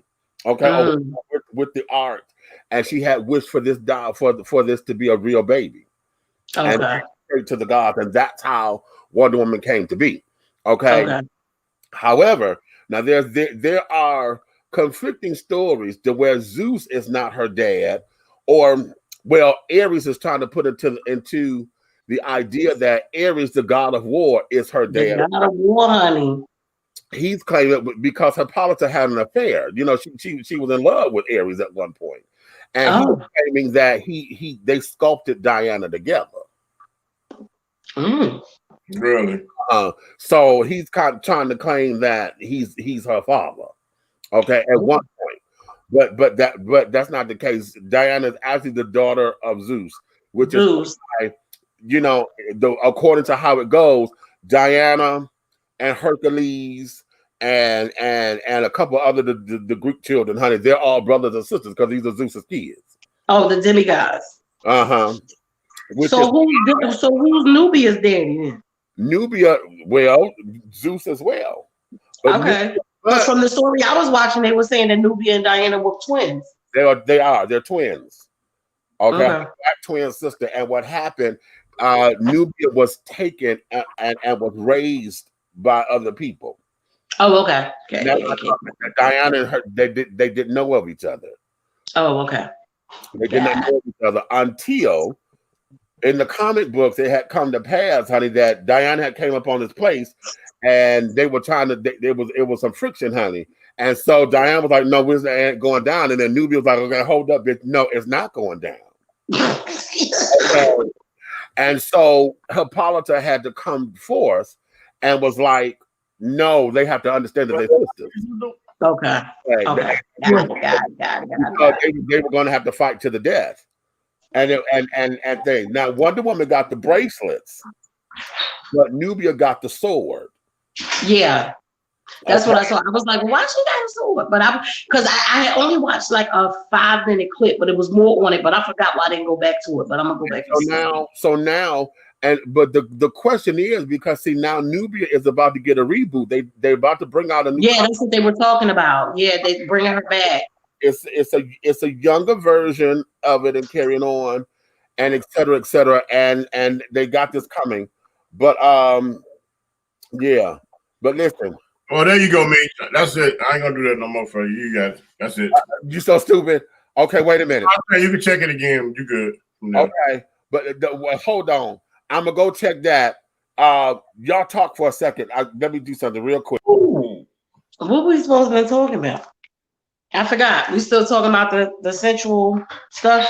We're talking about how we're gonna find you a man so you can strap it on and run up in him real quick. So I'm not strapping on nothing, running up in nobody. I think you can have it. You're strong. If somebody wants something ran up in their ass, I'm gonna call Meech for their ass.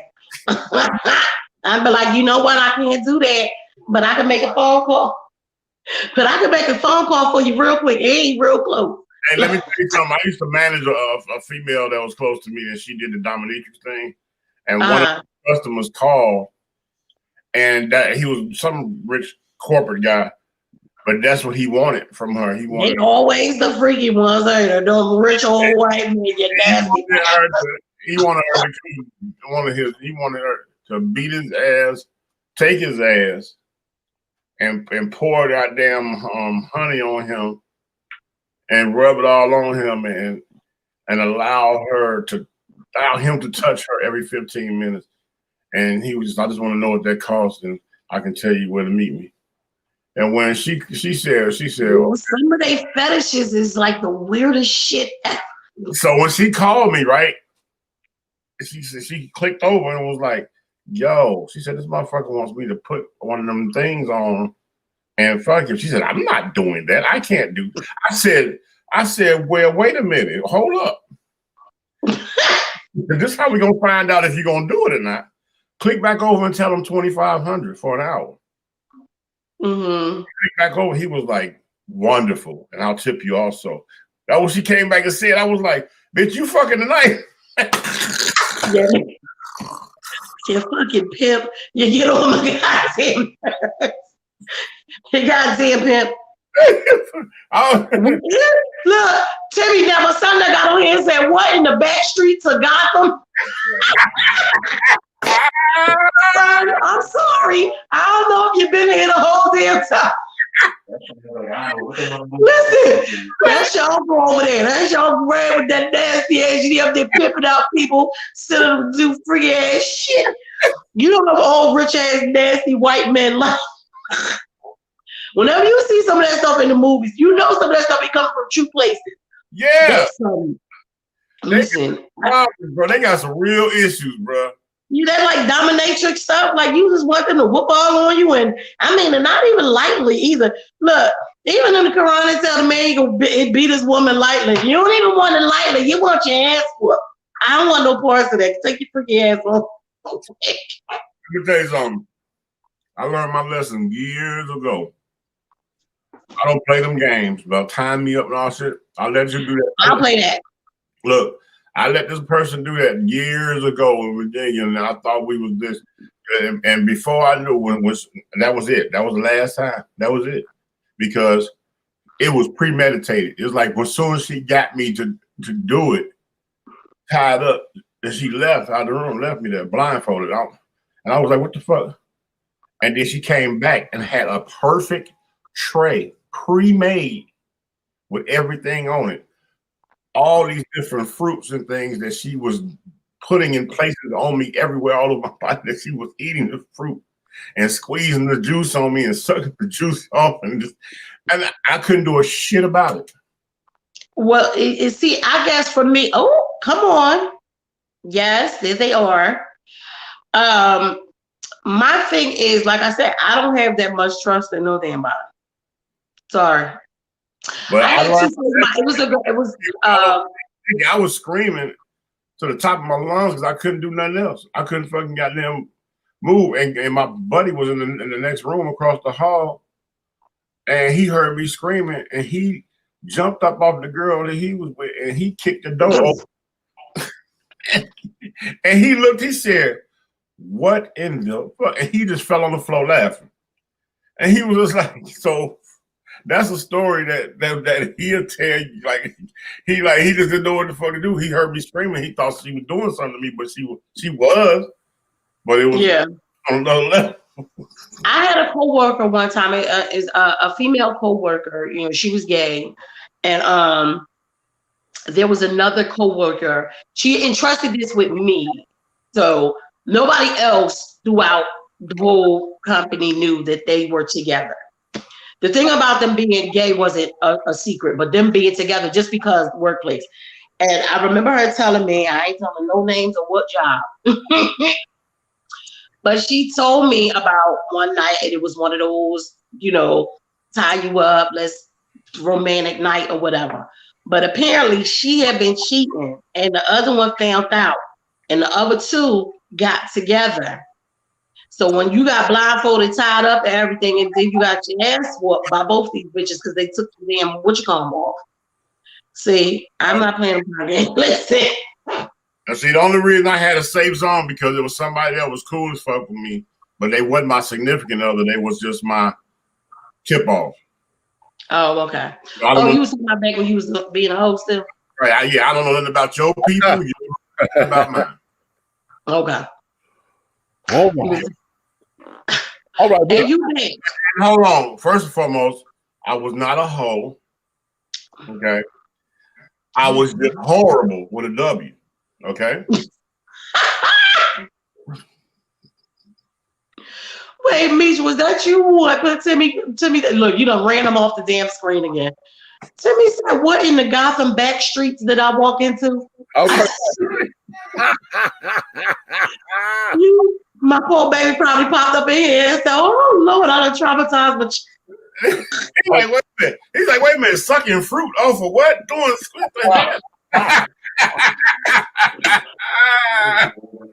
Okay. All right. He was leaving. What did he say? He was leaving until you was done talking. He didn't want to hear nothing you had to say. Listen, I wasn't saying nothing crazy, Tim. I promise. You know. All right, now here it is. Here it is. I had to take that call. That was my son calling me, honey. And I thought my son was trying to call before when I said I'll be right back. For some reason, it wouldn't let me accept it. I was a little sad about that. Yeah. So he called me once, and I told him he knows the time to call. But okay. I know we talked about that the last time we called. He gonna do what the fuck he want to do. But children. Anywho, let's go here. Let's go here. Let's go here. Let's go here, because we could get into this all day and all night, but I wanted to let me see if what I was trying to find out the hard way. Your mom ain't got them kind of stories. Sorry, son. And Timmy, she ain't gonna tell it. Not to you. Okay. So now let's go here. Let's go here. Cause where my tea leaf readers at? Where my tea leaf readers? Tea leaf readers. Tea leaf readers. Tea leaf readers. I'm gonna give y'all, everybody who think that they have an idea of what it is that you're curious about. If you want to sit down here and go into it, I'm gonna lay out a spread, honey. I'm gonna let you ask me one question. Okay. One question only. So that way everybody can have a chance. Because otherwise, honey, if y'all want to get into a whole big old thing, you have to hit that Cash App, number one, and then set up an appointment, honey, so we could do a whole little do-I-did. Okay. Okay. Now, the whole thing of it is this. Oftentimes, we go into these things and, we're curious and things of that nature. We want to see what's going on in the world. We have questions and things of that nature. And then there are those who are curious but are afraid. There are those, they'll say for entertainment purposes only, we'll pull the cards and see what's in the cards, what the cards got to say. And then oftentimes there are those who just absolutely need spiritual counseling. I consider myself to be a spiritual counselor. Okay. Spiritual counselor, life coach. How about that? And in that, when I do these kinds of things, I don't necessarily like to call them readings, but for lack of a better word, when I do readings and consultations and carry it on, I usually just go with how the spirit talks to me and things of that nature and what the feeling is in those particular moments. I will say this.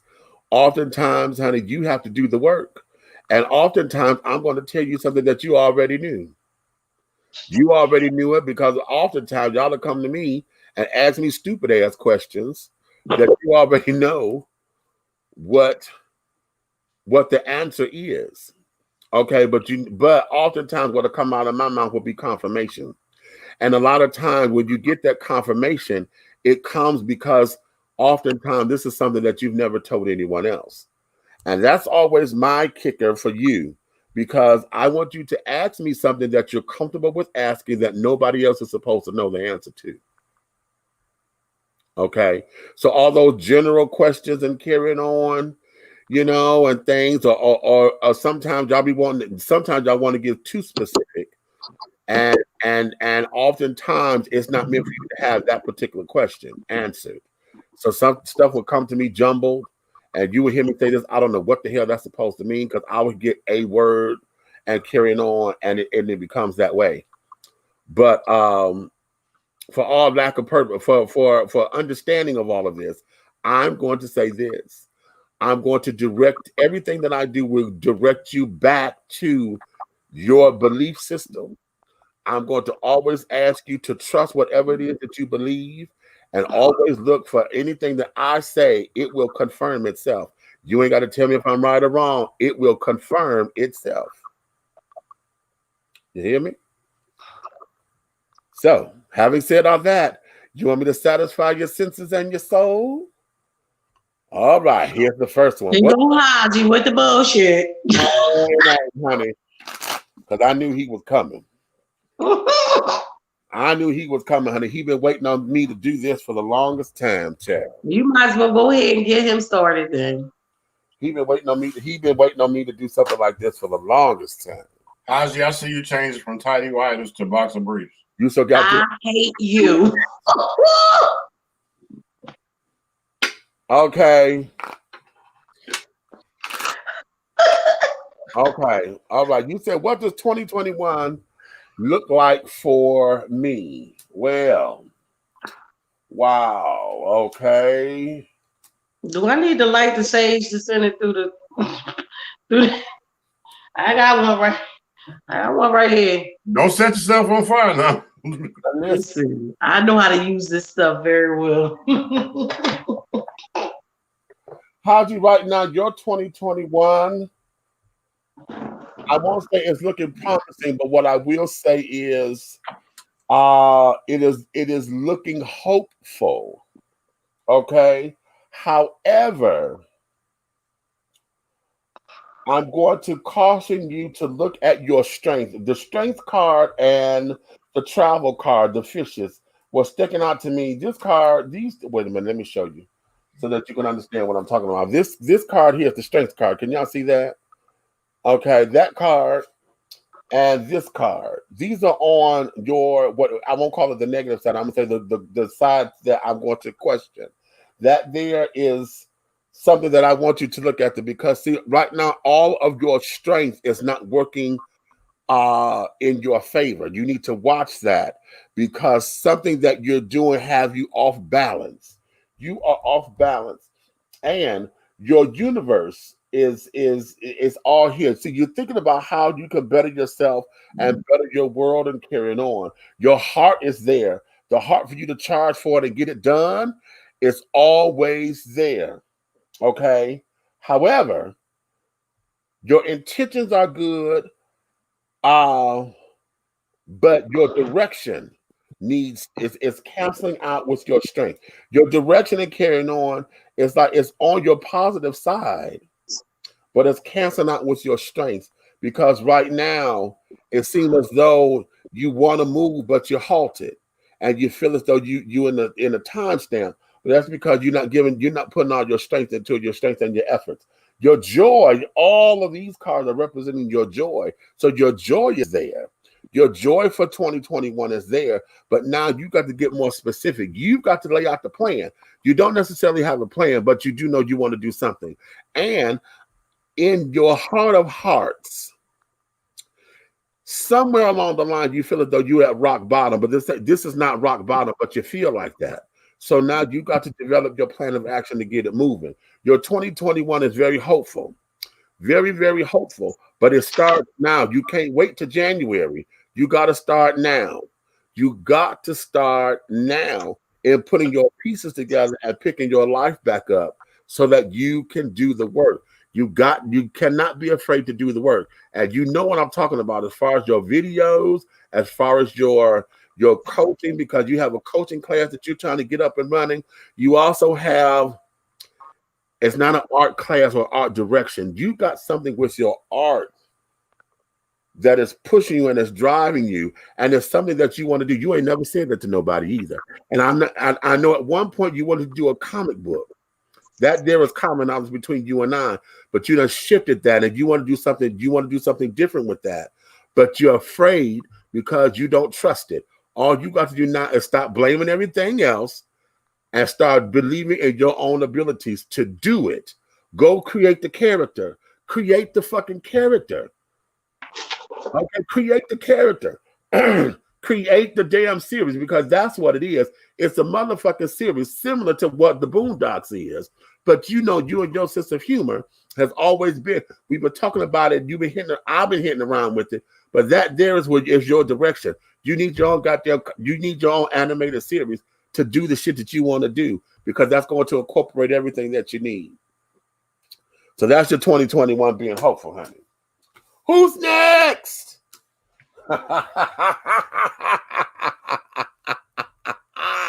Anthony Marsh. Tavi said, I don't do them readings, honey. What was this? I'm back with sharing your link everywhere. Well, thank you, baby. I appreciate that, honey. Anthony Marsh, what does 2021 look like for me? Please, am I going to be a millionaire? Girl. Okay, now look here. Miss Kitty girl. Miss Kitty girl. Everybody want to be a goddamn millionaire, but the question becomes, what you gonna do for it? Money, more problems. Okay. And quiet as it's kept. Now, Kitty, I want you to hear me. I want you to hear me very well. I want you to hear me very well. Girl, you're not ready for that kind of money yet. So what your prayer and your praise report needs to be is for you to get the stamina and the financial wisdom to prepare you for that kind of blessing. You understand me? You have a generous heart, sister. And what happens is, if you come into that kind of money, you're going to end up blowing it because you're going to give it away. And you already know that. And you won't take care of you the way you need to. And Sookie Sue, what you also need to do is you're going to have to calm down your appetite for boys. Because, see, your appetite for boys is going to get you in trouble. And I know right now, girl, right now it's fun. And I want you to enjoy yourself. But what you're going to have to do, because your mindset is you're transitioning and going into a higher place, what you're going to have to do is learn how to put that into balance and into perspective. Because, baby, we're not the 23-year-olds anymore. And a lot of your activity and stuff is keeping you in that 23-year-old space. And a lot of that is because of fear of what you think you're going to turn into becoming an older man. And that's not it. But your fear is there. So you got to erase that fear, or at least tackle it. If you can't erase it, tackle that bitch. Okay? Tackle her so that you can get on course, so that you can prepare yourself for it. Because what you're ready for is home ownership. And I feel like I'm talking to myself in this. What you're ready for is home ownership, but that kind of responsibility, I don't know if you think you can handle it. And also, you don't want to sit down there and be the flop house for family, friends, and carrying on because of your generosity and your big heart. So that's what you got to look out for.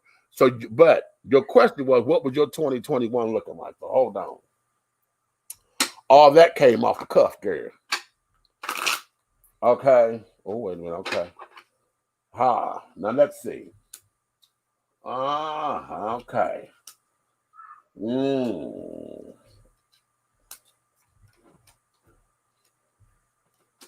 Ooh. Interesting. Honey, your 2021, baby. I'm gonna need you to do some soul searching.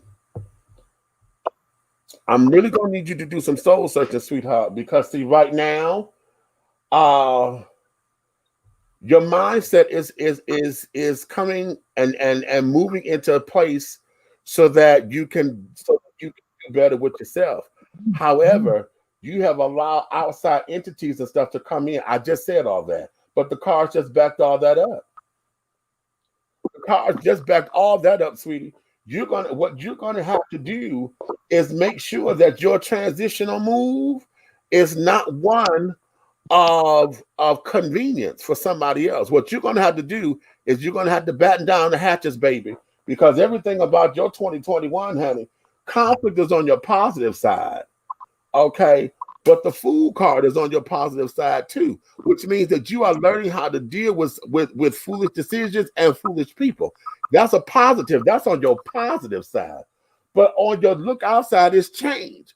You got to the change side is on your negative, or the side that I want you to take care of, and so is the Judgment card. That's on the side that you got to look out for, baby, because right now you got to be careful so that you don't get taken up under the bus, because all these cards represent the blowed up tower, which means that if you come down here, you're gonna fuck up your 2021, because what you thought was good ain't gonna necessarily be good if you don't take the steps to protect your heart now. You got to do it now, sweetie, because right now everything is set to sit down here and say, what the fuck did I do this for? You understand? And about the message of 80-20. That's 80-20. Now I need you to understand that. Because again, being a generous, wonderful spirit that you are, you're going to have to learn how to protect that, and you're going to have to learn how to say no, and you're going to have to learn how to buckle down and really put your foot down on some things so that you don't be taken advantage of. Now that there is going to be your biggest fight through 2021. All right, baby. All right. You got any more down here? Oh, okay. Wait a minute. I see one here. Wait a minute. Which talent would lead me to my greatest life? Interesting. I can't stand my kids. I swear to God. Okay. I can answer that one. That would be your pimping and hoeing. Don't say that. He's probably watching it with his wife. No, honey. Let me give you this. One of the things that you underestimate yourself with, and you only do this with friends and some family members. You don't do this with all family because you don't feel as though your family take you seriously a lot. Your travel and your knowledge of life is probably your greatest aspect that you underplay, because you like to let folks think that you're stupid so that you can throw the zinger in. Okay. You better come on and read, my child. What happens is that because of that, see, that gives you the ability to sum shit up. But when you sum it up, you end up walking away from the blessing because you won't fuck with something. Now, I'm not saying that that's necessarily bad, but you talk yourself out of shit because you don't want to go through the process. See, you're a process dog. You don't like experiencing the pain. You don't like experiencing what it is that you have to go through. I'm not saying that you like shit quick, because that's not your MO. You will work for it, but you want an easier route. But that's life, honey. We all do. But you won't go through certain shit because you feel as though You don't have to. See, you're a little bougie motherfucker at times, and you don't have to. Okay, and that there. I think another thing too, because he said which talent will lead me to my greatest life. The thing about Showtime is he has so many. He's so gifted in so many ways, and I think he struggles with which one. Because the one that he wants it to be is not the one that it is. He needs to stop fearing what it is. Okay. Master what he loves the most, and it will lead him to the best. Right. What it is. The rest I'm gonna connect to the master. And let's go there. Because see, I'm gonna get very specific with you. Your cartooning and your graphic design that you do, that there is a hobby. That's a hobby. That there you do it because you like to do it. Okay. You sit down and folks got to gear you into doing that. Okay. But that's the one that's supposed to be the one to take you. Why? Because that's the one that's most natural. That's the one that's God-given, because that didn't take a book. His art. We used to say that all the time. And when he got a scholarship for the Art Institute, what he said was, I don't want nobody trying to tell me how to draw. I already know how. I don't want nobody to. Now he has a different aspect. He has a different outlook on it now. But yeah, at 8 years old, he had pictures hanging up in the school board and down one of the famous buildings in Philly. Like, he was selling his art when he was 8 and 9 years old. Now, here's where it is. You have options with it because you've created options with your art.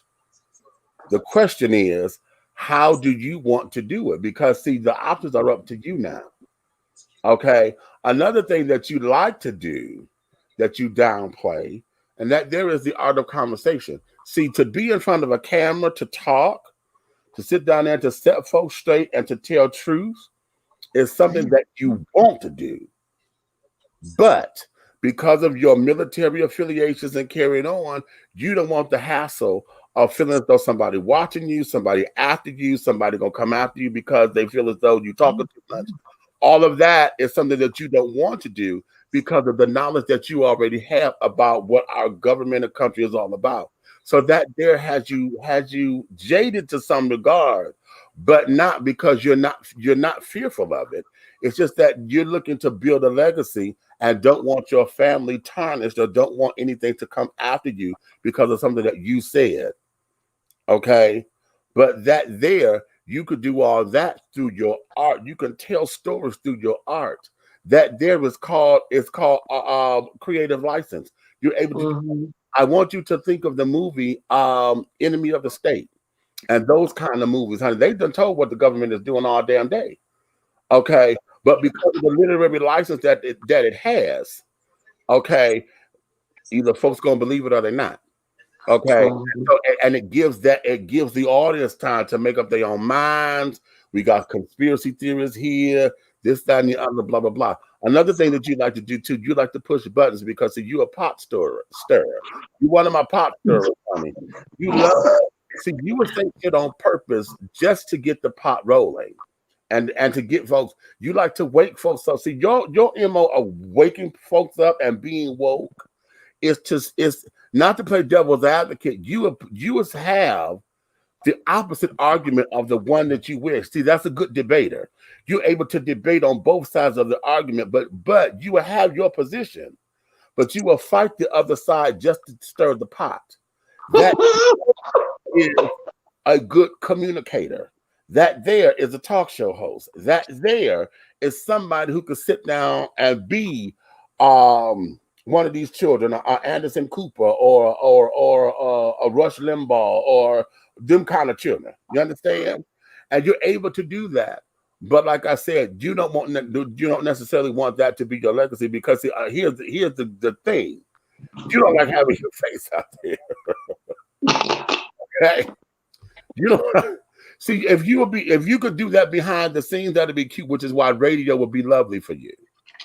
Radio would be lovely. So what you're saying is he's a master debater because he wants to do it in private. Don't do that with my son. Don't wait over there with my son. Not tonight. So there you have it, baby. There you have and also him crossing his art with his music. Yeah. Because, you know, he's the firstborn. So the music and stuff trickled down from to the rest of them from him. But he's so good at it.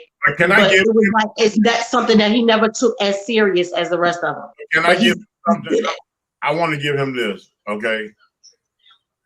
Tim, you know what I'm saying? Like you're saying, with the music and the artistry right there, that may be his ticket, like 100. Maybe he need to create his music and then create his visuals as well, because he's the one that felt it in the inside when he wrote the music. And just Dreaming Memories is that. It's a combination of it's the comic book done to A1 music. Well, he needs to continue that because nobody's doing that. And that right there would cause a plethora of doggone open doors because he'll be a pioneer of some new situation. Hello, family.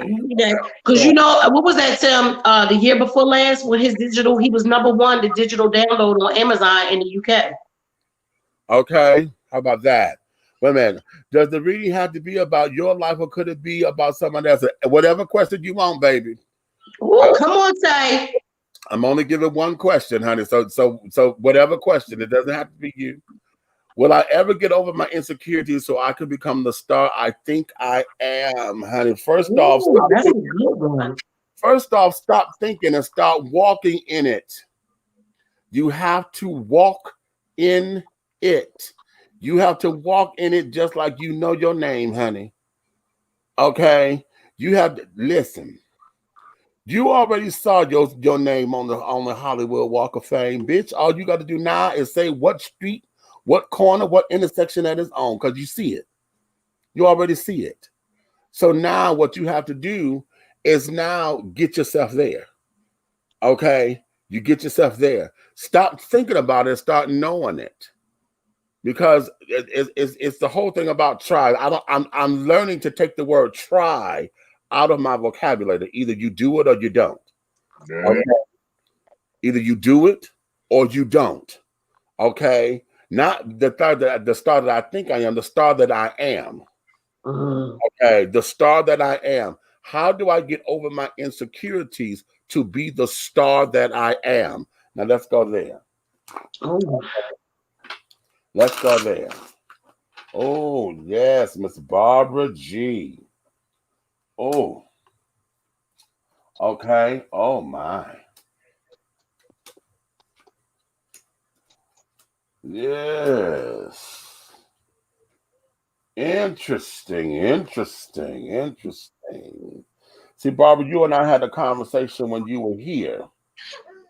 And the cars just brought all of that back up. Okay.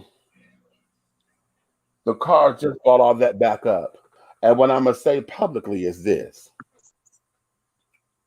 One of the things that I need for you to work on, sister, is I need for you to work on finding your peace. You got to get all this up here quiet. You got to block out everything. And you got to stop raising grown motherfuckers. You understand me? You can't be mama to a sister friend. Mama anymore than just being direction, because now the daughter is a grown woman now who is a mama. Okay? So right now you can only give direction because you've given her the tools already. You got to stop being mama and start being your own best friend. You got to start being your own somebody. And the same energy and the same lessons that you taught your daughter, that you've been instilling to the grandbabies, is what you got to swallow. You got to take your own medicine. You've got to take your own medicine. You have all the tools. You have all of the tools. Now all you got to do is, honey, are you going to take the medicine or not? Ain't that what Stephanie Mills said? Take your medicine, honey. Okay, take your medicine. You need a little bit of this medicine because mama going to give you some medicine, baby. That's the song. So now take the medicine. Listen, all of your cards are wrapped up in this one thing here that says dishonesty. Dishonesty is with yourself because you have not been honest with anything that you want to do. You have not been honest with anything that's going on in your world because you don't want to hurt nobody's feelings. Bitch, they fucking with you. They don't just fucked you up. Okay. They have allowed yourself, you have allowed yourself to live in the illusion that everything is okay when it's not, when it is not. So that's your dishonesty. But your priestess, honey, you got power, baby. This is on your positive side. The priestess card here was standing out, honey. It's that fire. The fire to sit down there can fire is an element. It takes life or it gives life. And you have the ability to do both. But you also have the ability to sit down there and to burn out all that ain't right. Burn out all that ain't right. You have the power. You have the power to sit down there and to calm everything. You now got to stand in it and step in it. All of your insecurities and carrying on is self-doubt because you have told or you have listened to folks tell you X, Y, and Z. Miss Thing, if anything, you have done a play with me twice. Bitch, you done traveled. We done brought you down here to Atlanta to do a play that started in Detroit that you didn't think you could do. Bitch, you traveled. You were on tour, hooker. And you think you can't do what? And you think you a star, bitch? When you got down here, honey, what? You were the star of the show. Simply because these folks that I'm here and had to learn from you. You already have it. Now all you got to do is know that you do. And then do little things. You got to do it. See, another thing, stop talking about it and just do it. We had that discussion here. You got to sit down here and get back into your comfort zone. Your comfort zone is that you are a talker. You are a general talker. You are somebody who loves to engage people. You like to hold court. That's the gift. That's the gift, to draw the masses in. Now you got to trust the message that you give them. Now, if you got a message, honey, then what's the message? Then that's what you tell them. I got a message to give you, baby. Okay? I got a message. And it ain't got to be from God. It could just be what's on your heart. It could be what's on your mind. It can be. You know what? I was talking with God today, and this is what I discovered that works for me. Now, it may not be for you, but I'm going to share this with you, honey, because it may help you. Okay? Or how my baby Otis Mack say, I'm trying to hope you. Ha-ha. Okay? All of that is you, baby. So now, how do you get over insecurities? By doing the work. But you got to come out of this damn dishonesty. You got to come out of dishonesty. You got to sit down there and stop thinking that your fortune is the cause of it. You got to get a better handle on your fortune, and that's not just monetary. You got to on your property, on your thoughts, on your peace, everything that's your health. That's your fortune. You got to get a better handle on that, because if that breaks you down, then you're not going to be any good. And what you start to focus on is what the breakdown is, and not what the buildup is. Does that make sense? So that there is for you, baby. That's how you do it. You got to. Because otherwise, your heart is in the right place. Because you shooting. You're ready to do it. Your heart is raging. Your heart is raging, and you're ready to take flight, and you're ready to do this.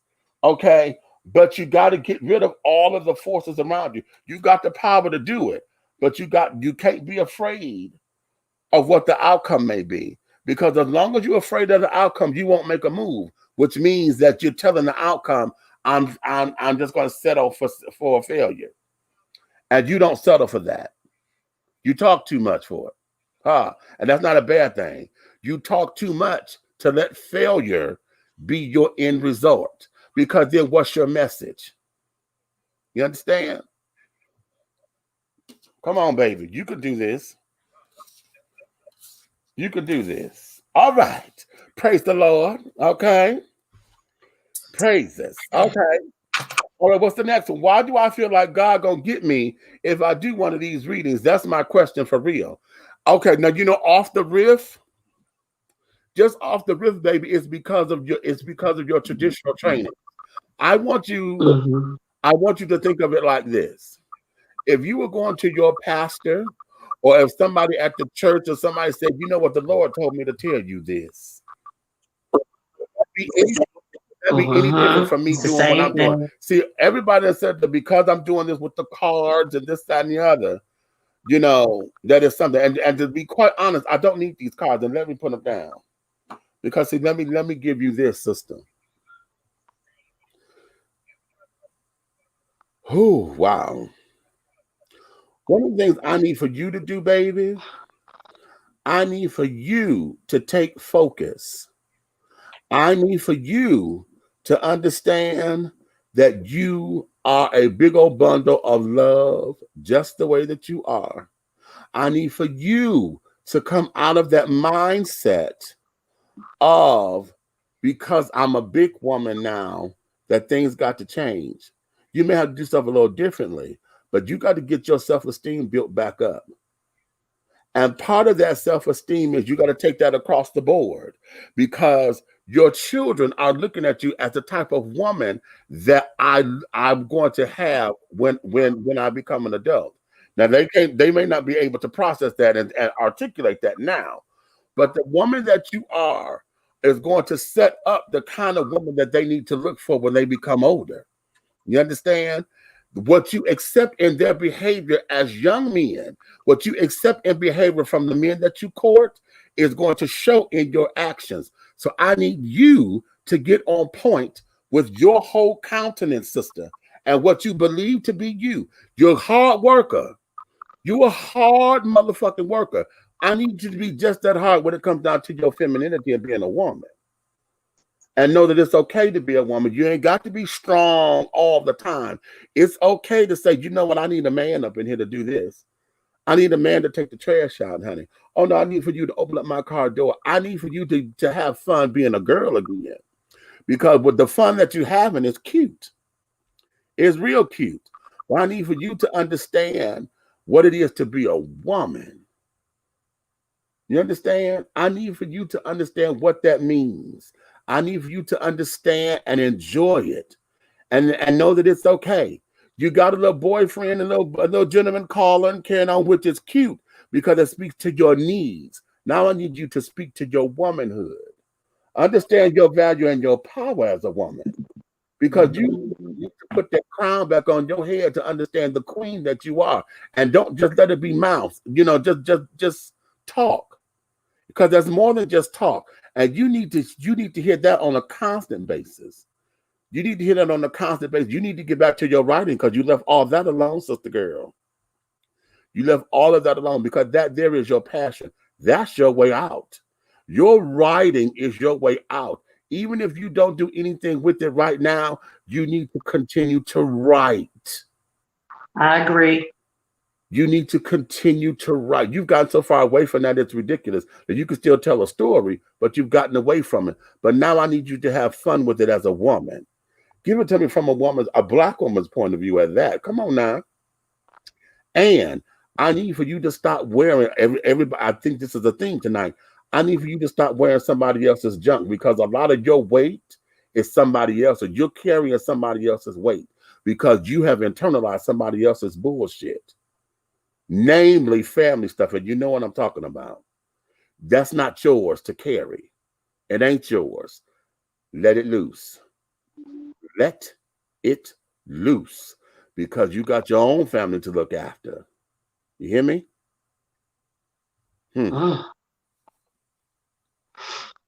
Well, damn, can I get one? Shit. I'm all inspired and shit. Can I get one? Oh, wait a minute.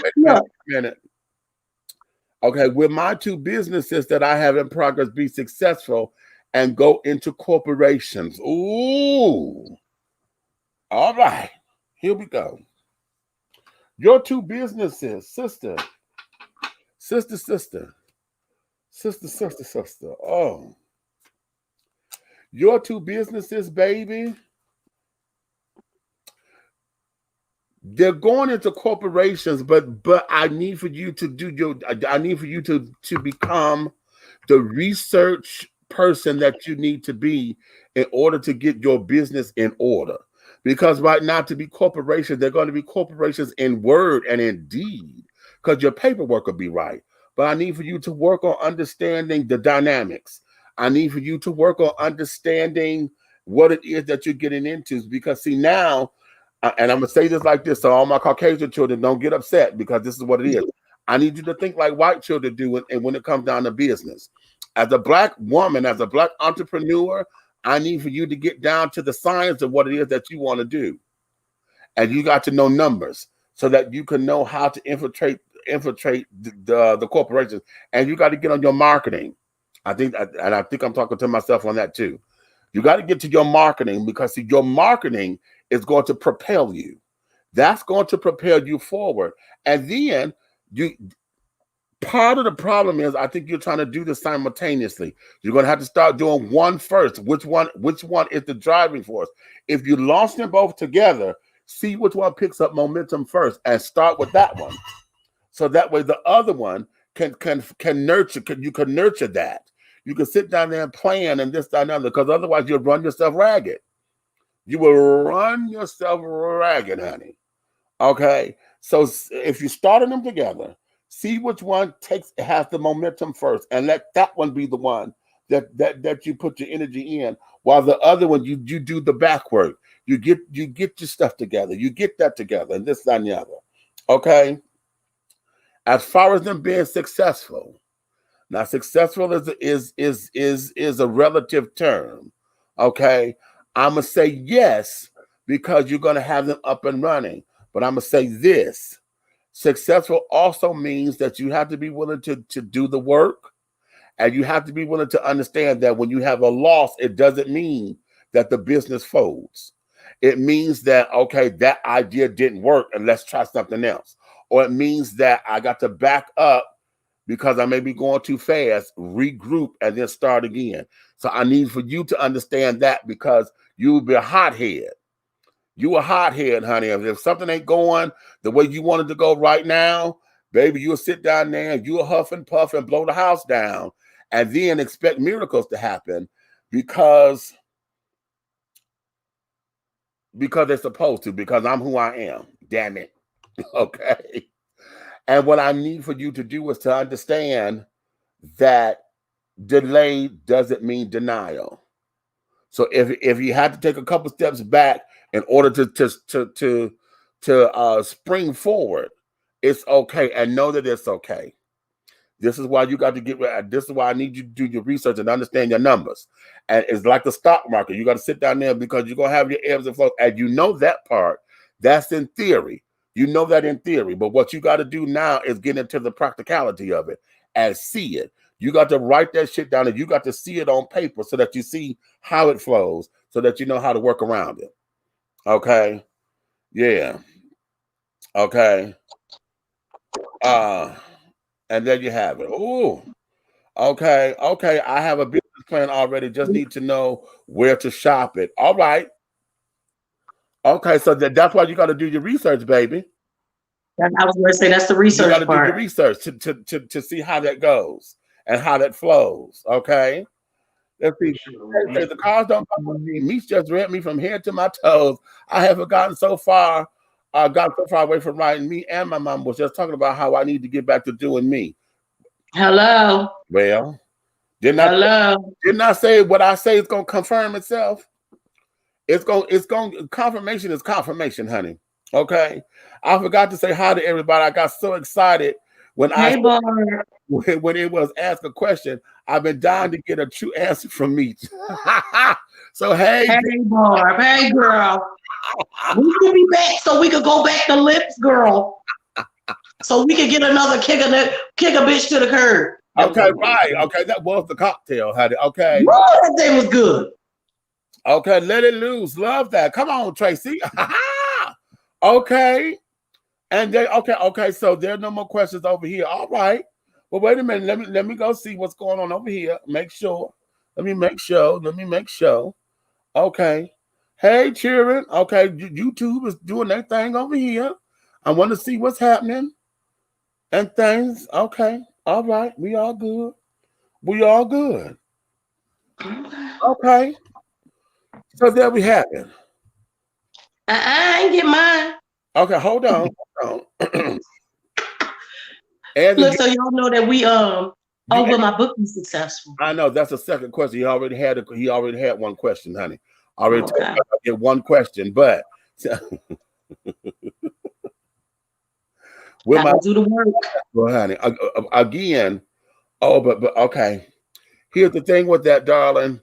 You got to sit down. You're gonna have to do your work on that. You're gonna have to do your work, and successful is relative, because if you're trying to make it a bestseller, top 10 kind of thing, that's going to require a lot of work. If you're trying to, the success would be to get it done. You ain't got it done yet, child. So let's get it done. This part of the success. It comes in steps. Let's get it done and published to where you have a copy in your hand. Okay, when you have a finished product in your hand with the ISBN number on the back, your cover and thing, and it's ready to sell, that would be the first step of success. Then it comes everything else.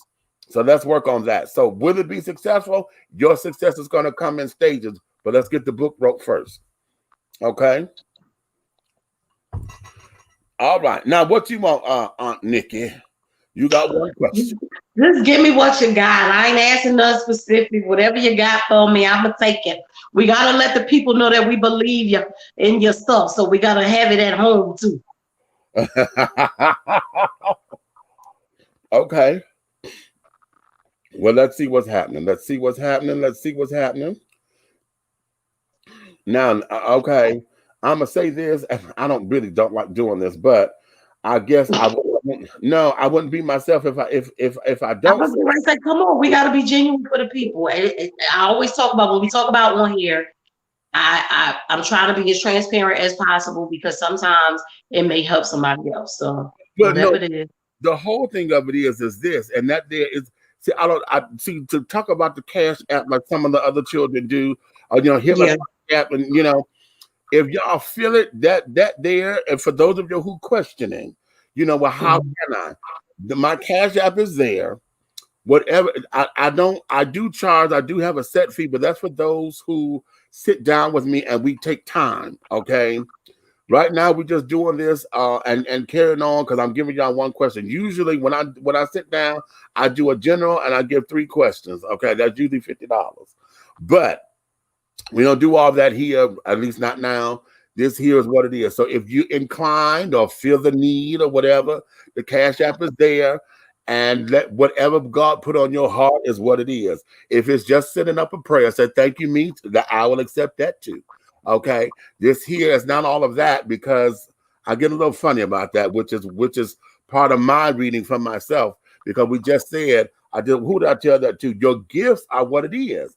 Your gifts are what sustain you. God gives all of us gifts and talents, things that's supposed to propel you forward. That's the stuff that maneuver you through this side of life. Okay, it's how you use them that determines what everything else is. Okay, and if you sit on them and don't do anything with them, y'all know the parable of the talents. He ends up taking the talent from you and giving it to somebody who's going to use them. Okay, so that there is. So if you don't, what they say, if you don't use it, you lose it. You lose it. Okay. Okay, and carrying on. Okay, so Aunt Nikki. All right, now I got to give me a second, because we're so close. I got to make sure that I'm hearing and not fighting. You know what I'm saying? Okay. Got it. Because oftentimes, this is how come those of us who are gifted like that, we can't do ourselves, because we know what we wanted to say. And we'll get it misconstrued. So anytime you hear me say I'm too close to it, that's usually what it means. It's because I can't decipher if it's me or not, because I'm too close to the people, or too close to the situation. Yeah. Okay. But here, sister, what I'm going to need for you to do, the word trust is big in your aura. The word trust is real big, and you know why. You know why. Okay. And also, Redman is okay. I need you. I don't know what. Oh, what are you doing? Don't do that. I don't know. I just that Redman is okay. Okay. He is okay. He is okay. All right. And I need for you to get honest with why Lily is there. Lily is there so you can be close to him. Okay. Yes, the other stuff is true too, to give the mama a break and carry it on. But she's there so you can feel him. And I do. I tell you every day when I look at her, she makes faces. They look exactly like his when he was little. When I watch her, the way she eat, everything is crazy. Right. And but you got to know that he's okay. And God got him on this journey for whatever reasons. And you have to trust that process. You have to trust it, because whatever his life is, this here is for him. I know it's grief on you, but this here, God ain't gonna reveal that to you until he gets it. Okay. You understand? Because this is his journey. Trust everything that you know, whatever name you're gonna call God today, because you call him several. Whatever name you're gonna call him today or her today, trust what you know to be true that sustains you, and know that it's okay. And know that if your feelings change, it's okay. God ain't gonna be mad at you because you mad at God. Okay. I need for you to understand that one. God ain't gonna be mad at you because you're mad at God. Him, he, her, it. Okay? Because that there is part of the process. That's part of the healing process. You understand? And part of that healing process, you heard me say this before, the process is sandpaper for the soul. Yeah. Okay? So once you become okay with that word trust, ask Spirit to give you how to decipher what to trust and what not to trust, what's real and what ain't. Yeah. Okay. That's absolutely it. That way you can stay focused and you don't get caught up. Okay.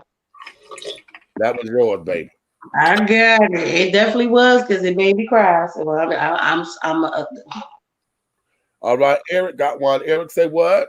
My question is, should I continue to do my podcast, and should I start a video podcast as well? Can I take that one? Yup. Yup. Come on. Eric.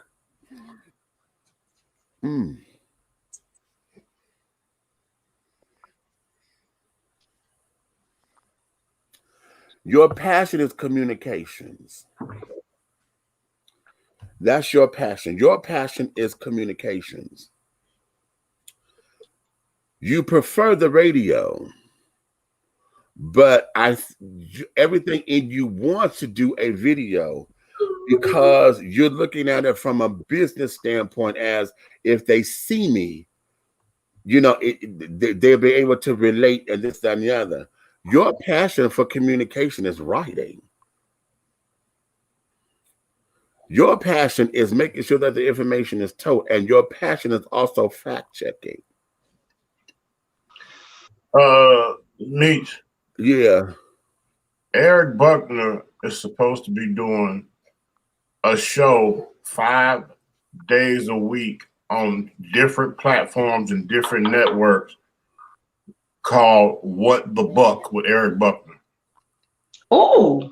Okay. Come on, Fred. That's what he's supposed to be doing. And there you have it.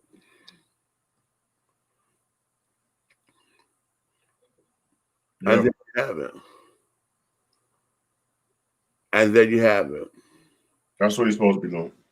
One of those platforms is writing, because you're supposed to have your own newspaper. That's what you was preparing for when we were in high school. You got away from that. Because if you watch this show and pay attention to how he projects and how he responds and how detail oriented and he does his homework. Yeah. And that's right there makes sense to me, where not only do you need your own platform, but you also need to have periodic 30-minute or hour slots on other platforms around the world. Right. Right. Okay. And then you have that. Then you have that. Also,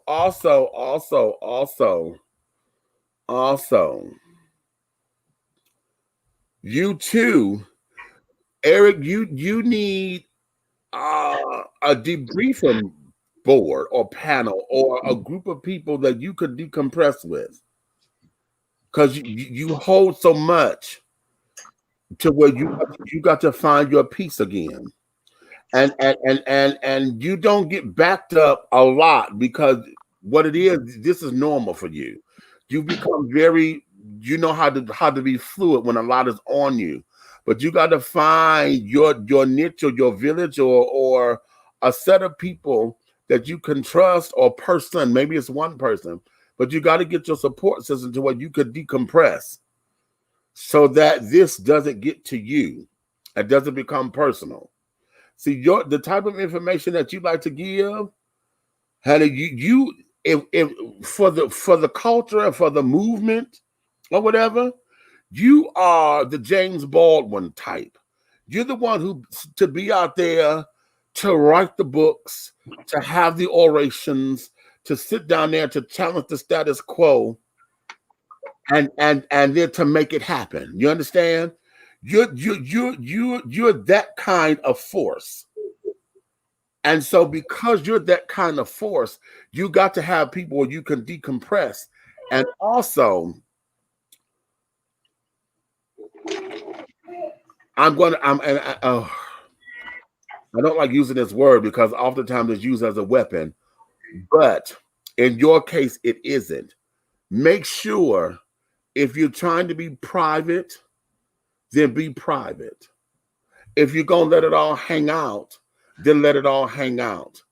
Don't sit down here and just start juggling in between and then start to act as if you want to be private. Because, see, that's where the bugs are coming in at. If that's making sense. Basically, what I'm saying is, be a man about whatever the fuck it is you're going to do. If you're going to do it, you did it. So what? If you're not, there's no need of being quiet or trying to sneak around and do one of this, that, and the other, because it's in the sneak that the story lies. It ain't no story, honey, if you out about and carrying on. If you're going to take your woman and fuck her on the goddamn train tracks or whatever, do it if that's what you're feeling. But understand, because I'm a man, this is what I'm going to do. Okay? Whatever that is, either do it or don't, but just be man enough to have the testicular fortitude to stand behind it or stand in it or stand on it or whatever. But if you're a private person, then be private. Ain't nobody's motherfucking business. But don't teeter that line trying to make it a point or trying to get other people to know you down or whatever that is. Does that make sense? Okay. Oh, yeah, that's heavy. That's real heavy. Okay.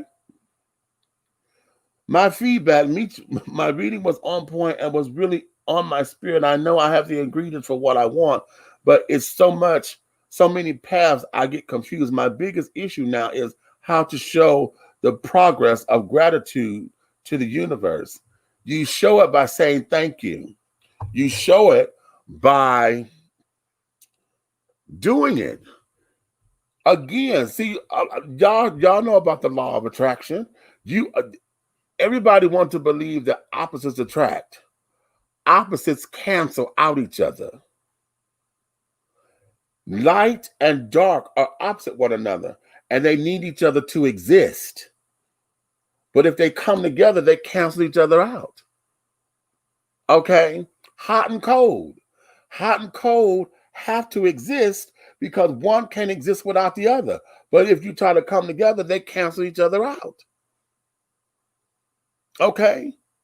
So you got to do the work. You got to do it. One of the things about the omniverse and the universe is that when you put it out there, more comes. If you put it out there, more comes. If you put it out there, more comes. And that's good, bad, or indifferent. That flow, that energy, honey, when you put it out there, that's what's going to come back as long as you resonate on it. See, one of the things about, and here we go. One of the things about acting and carrying on, why an actor has always got a job, is because they didn't work. They didn't worry about, oh, I got to go back to the restaurant to wait tables. What the thing was, I'm in between jobs. I got to get to the next audition. You understand? And so they put that out there. And okay, but yeah, that's what that is. Okay. Yeah. Yeah. So the process, honey, is you being able to do little stuff. Okay. Do little stuff. You're at home or whatever, draw little stuff. Show the work. Show the omniverse what it is that you're doing. Once you start sketching or drawing or getting on your tape recorder and start taping something or writing a treatment or doing a storyboard or whatever. Once you start doing that there is what it is. You see, I'm a paragraph for paper. Why? Because I'm always jotting down something. Gotta hear. Or I'm planning to have scripts written. So I got all this goddamn paper over here. We got folders for binders because I need to go and run off copies of the script. So I got the binders over here. See, all of that is part of the process. You understand? That's what you got to do, and that's what you got to show. And then also, you got to show organization. And that's something so now I got to work on. Show the organization. Because as stuff starts to fade away, because you're growing, you got to know that you're growing. Well, I've heard me say this before. You got to tend to your garden, baby. You got to weed out the garden.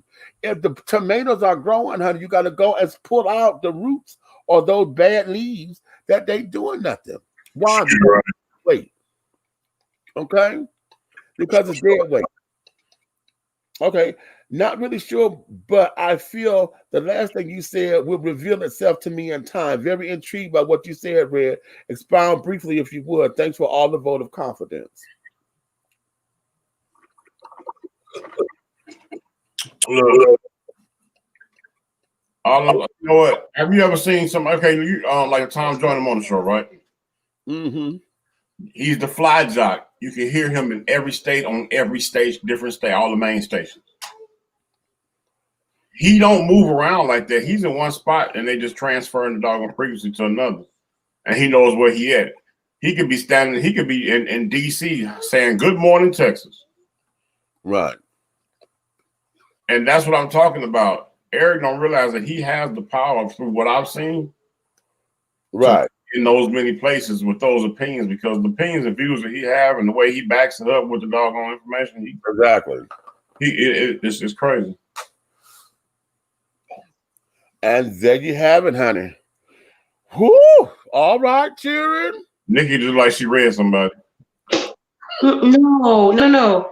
Misha gave me the reading and was talking about Redman, and Cole just came in the door with the letter for Lily because I let her write her dad, and he sent her a little letter back, but he drew her this real pretty unicorn. And so I just opened it up, and she just woke up to go to the bathroom, so I just told Cole to take it. So it's so pretty. Okay. Yeah. So that be that, cheering. So again, satisfying my senses and my soul. Yes. Okay. Satisfied it, honey. How do we get back to us? How do we get back to us?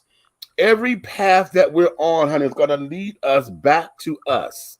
Whether if it's to us or yourself, the growing into what your next level is, always remember this. The top rung of the ladder that you're climbing automatically becomes the bottom rung of the next ladder you have to climb. All right. Okay. I'm going to repeat that. the top rung of the ladder, when you reach the top rung of the ladder that you are climbing, it is automatically the bottom rung of the next ladder you got to climb. Got to get to the next level. Okay. So here, we always have to do that. That's going to make sure that we're growing, that we're matriculating, that we're learning, that we're sharing. See, that's the other part of this, is that when you learn and you do better, you know better, then you start to share, then you become a teacher. See, that's how the student becomes the teacher. Then the teacher becomes the student again, because once you get into the next level, you automatically become the student again. Because you're in uncharted waters. You in lands, honey. You coming in with knowledge, but you're learning as you go. And that's the part that we have to, it's an ebb and flow. The student becomes the teacher, becomes the student, becomes the teacher, becomes, and becoming. Okay? That there is what this is. Iyanla Vanzant said this earlier today. I was watching something of hers on YouTube. I was waiting for you to say this. She said that when it takes a baby 9 months to be birthed or born. All right. Okay.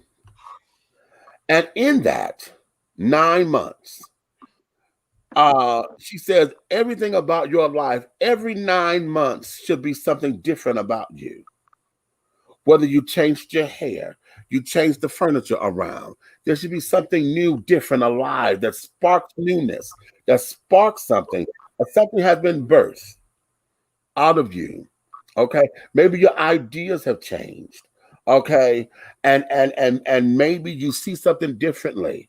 Okay. Maybe there is a new baby. Maybe there is a new somebody that came into you. There should be something new every 9 months.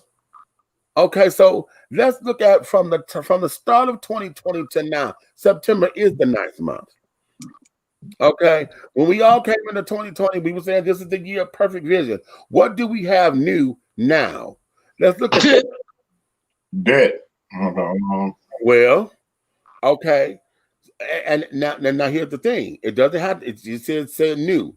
Now is that positive or negative? Because see, now we got to shape it to see where it goes from here. You understand? How do we work it? If it's debt now, how are we debt free within the next 9 months? Or what is the process? You understand? Okay. And if you can't think about it that way, then let this be month 1. Let's start now and say 9 months from now. What does that mean? Okay. 9 months from now is what? That'll be June. Okay. So for honey, June 2021, what does that mean? What are we expecting to have new? Okay, and let's start that for every month. Every month, let's make that the target. Okay, this is September. So for June 2021, what do you wish to have accomplished within those 9 months? For October, what do you wish to have accomplished for July 2021? Let's look at it like that. Okay, and see, and this is how we end up setting goals for ourselves and carrying on and this, that, and the other. Okay, and all of that. You understand? So that way, that gives us some possibility, that gives us hope, that gives us momentum, that gives us the to-do list. You understand? Let that become motivation to say, I am, and I am going to be. Woo! God damn it. That's good. Ooh, that's good. You felt it all up in your crawl. You see, I'm rocking, honey. I feel like I just had some of this. Ooh, you know, to eat something real good, you just rock. Thanks, God, but I feel you are all a part of that village you speak of. I am thankful that I have discovered you all through this podcast platform, and I do feel part of my future consists of this in some way, shape, or form. Well, I'm like, good. It's got to be, honey, because you, like I said, you are information. You are information, honey. This doesn't work without you, child. Okay, you're the one to challenge the status quo. Okay. That is so true about my fetish for boys, but I'm looking for one love in my life. Do you go through thousands for for one fuck? Okay. I can't. Okay. Okay. Thanks for my first reading. I've always been scared to get one because I've never trusted the person with the cards, and I thought I would feel guilty after having a reading, but I don't. This was very new and outside of the box for me. Nicole definitely know how I feel about having a reading done. I feel good about this one. Thanks, Meech. Oh, well, bless your heart, sweetie. Because we talked about it all the time, and it's exactly what you had told her. The what you've been brought up in, right? But it's no different than when they pastor or somebody spiritual gives them some advice. Right. I think sometimes the cards they think it's something evil in the cards, but the cards are just an interpretation. Because that's what it is. It ain't no different than opening up the Bible or opening up any other spiritual book. Yeah, because sometimes you could go open up the Bible, open up the Quran, open up the Torah, and go to a verse and get what you need. It's the same thing. They tell you that all the time, honey. I want you to go, if you're depressed, go to Matthew such and such and so and so. go to Hezekiah such and such and so and so. But what about the times where you just open it up yourself and it just opens to somewhere that you just need? That you need. Exactly. Okay, Aaron says, my new thing is that I have started to explore several of my other passions that I would not have truly taken the time to explore if not for the pandemic and the shutdown. And there you have it. Yeah. And there you have it. See, that there is what this is all about. Because, see, there's a silver lining in every cloud. We just got to find it. And it's very beautiful. You understand? So, yeah. Oh, this is because the pandemic forced a lot of us to do stuff different. Like, look, we see that we were filming and stuff every week, but it wasn't going the way that we needed it to go for whatever reason. And then we started doing it like this, and look what we got. And look what we got, Having said all of that, my darlings, this has been a really good show, honey. This has been really, really good. Tomorrow being a Sunday, this is going to be Soulful Sundays, child. I think we done already had it. Right. But I'm going to go through. Oh, I know what I'm going to do. Ooh. Okay. I think I know what I'm going to do tomorrow, honey. Me. Yeah. I want to Proverbs 6:26. Read that. Okay. Now? Well, the reason I say that because people complaining about what they played for Ladies of the Night. Oh, wait a minute. Okay, wait a minute. Okay. Oh, let me give y'all the NIV version. Okay, the NIV. Told me just before you read it, somebody, they were saying that $40 was too much because the Bible says something different. So you go ahead. Well, just that one verse alone says this: for a prostitute can be had for a loaf of bread, but another man's wife preys on your very life. Let me go to the next verse. Hold on. Oh, wait a minute. Oh, wait. Was that the last verse of that particular scripture? Wait. Wait. Read that again for the people in the back. Hold on. That was Proverbs 6:26, right? Yeah. Here we go. It says, for a prostitute can be had for a loaf of bread, but another man's wife preys on your very life. Going down to 27. Can a man scoop fire into his lap without his clothes being burned? Can a man walk on hot coals without his feet being scorched? So is he who sleeps with another man's wife. No one who touches her will go unpunished. That's down to 29. It's just like, how you say give you free will. I just want, let's not even get deep off into that, because what I really want, what the end of that is like you said before, all this in a nutshell If you don't learn to love yourself, you'll never be able to love nobody. Just that simple. It's just that simple. Everything you done said tonight, you got to love yourself first. How you gonna know what you like, what you want, what you need? You know what I'm saying? What you desire, period, point blank. If you don't doggone look within yourself before you're trying to serve yourself to somebody else. That's what we said. Remember we were talking about that yesterday. You gotta be what you're looking for. You know, that's crazy. I just asked one of the kids tonight. Like I was giving them a comparison. Like, do you think this person can date themselves or be live in a house with a person that's just like them? No, they couldn't because they can't stand their own medicine. Right.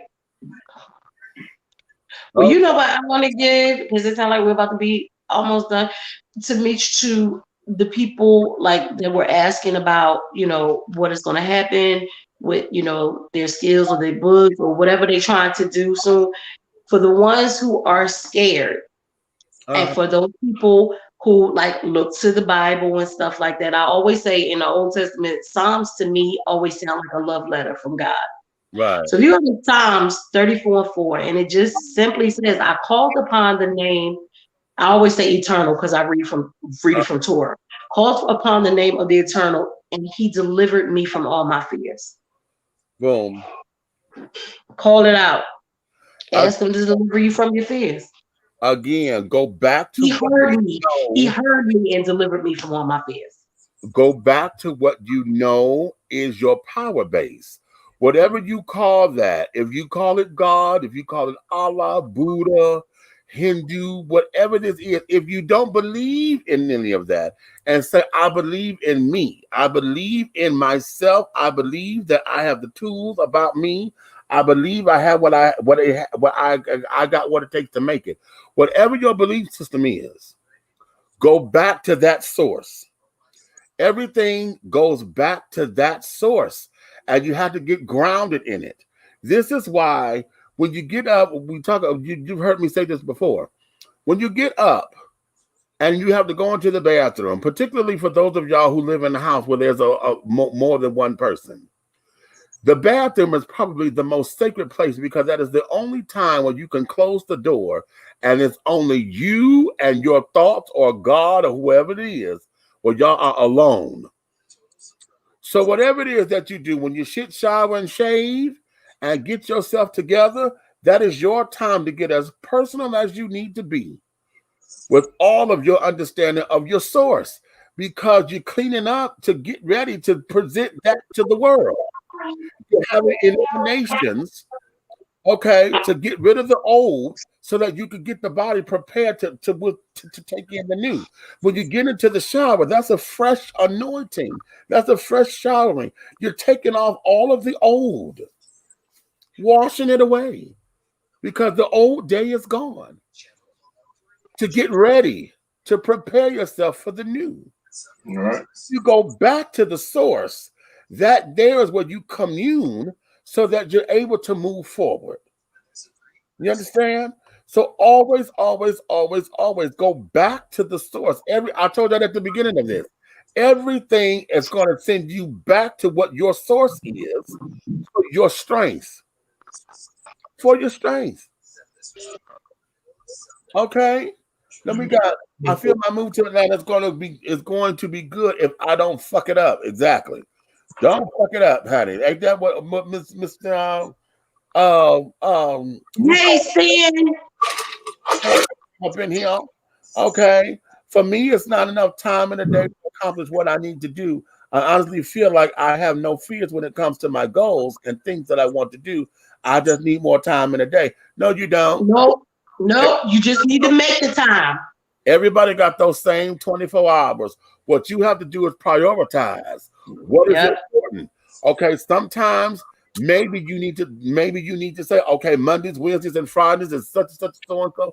Tuesdays, Thursdays, and Saturdays is this. Sundays is my day of rest. Sunday, Monday, Tuesday is what we're gonna do. Wednesday, Thursday, Friday here. Or maybe Sunday, Monday, Tuesday is what we're going to do. Wednesday is my rest day because that's hump day. Thursday, Friday, Saturday, we're going to do. However, all you have to do now is learn how to manage your time. Now, that's something that there is a human thing because we all need to learn how to do better with managing our time. I do this every time. Every year, my mother gives me a calendar book, right? So I can appointment books. I can set down my appointments and carry on. So I am good with the first 4 months of that damn thing, champ. Yeah, I'm fabulous. But after April, bitch, you can flip through that damn it is blank. Why? Because I let myself get out of the process of taking the time to say, let me write this down in the appointment. Okay, let me make appointments so that I can go to the book and flip and say, I managed here. So that way I can see what kind of time I have in the day. I can block out days that I say, no, I'm not doing nothing on these days. You understand? That there is how we have to go about this. You got them same 24 hours, honey. Everybody wish they had 26 or 27 hours. But if we had 26 or 27 hours in a day, we'll fuck it up and still say we don't have enough time. Exactly. And to those people who need the price, you know what I always say this, I used to do this at work, and I need to get back into it. Make a to-do list. Do as much as you can on the to-do list. And whatever you don't accomplish that day, that goes at the top of the list for the next day. Exactly. So those things are the things that you do first for the next day. Here's something that I say in my first book. Yes, just be still, Stan. And I tell folks this: if you make time your friend, you have all the time in the world. Mm-hmm. What happens is we are so stuck that it's not enough time. We don't have enough time. That's when you make time your enemy. Oh my God, I'm racing against time. If you go in with that mentality and make time your enemy, you will never have enough time. But once you allow time to be time, time is the one entity that we all need to be like. Because time always moves forward. It never goes back. Time keeps his mind on its own business. Because time only deals with time. And people need to learn to respect time. Okay. If you learn to respect time, you'll get along with it a little bit better. Because when you learn to respect time, then you will require that from other people. Boom. To respect your time. Boom. Y'all know for me, like, time is a really big deal for me. We say we're going to do something at a certain time. We need to be doing that at a certain time.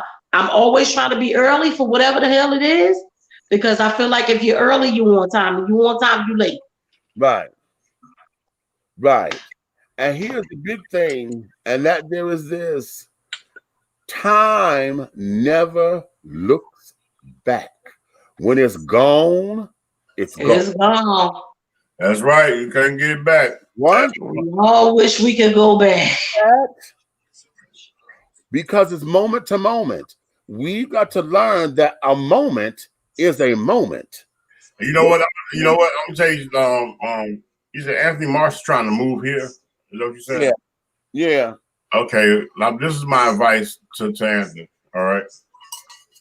Set your priority list. Set your goal list. See where those lists intertwine with each other, and you stack those different doggone steps in your journey. Right. And do those in that order, and in that order only. You have to doggone be on it. You know what I'm saying? It's like a self-discipline process, and that's the way you make yourself win. Because if you're the only one in the doggone battle and in the war, the race, then you don't have to worry about time. You don't have to worry about a significant other. You don't have to worry about nothing. You are in full control of your universe if you do that in that order when you transfer from one geographical location to another. Oh, this is good right here. Stan said we spend too much time carrying everybody else's cross, and by the time we get back to ours, it's too heavy to lift, and there's nobody to help. Stan, you better say that. Say it. Oh my God! How many times we all been there? Mr. Mason. All right.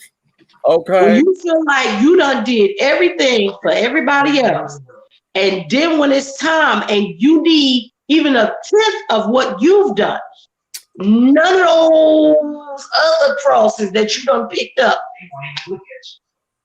Okay, and there you have it. You're welcome. So on that note, everybody, we're gonna let you guys get back into your Saturday evenings. It is almost midnight now, honey.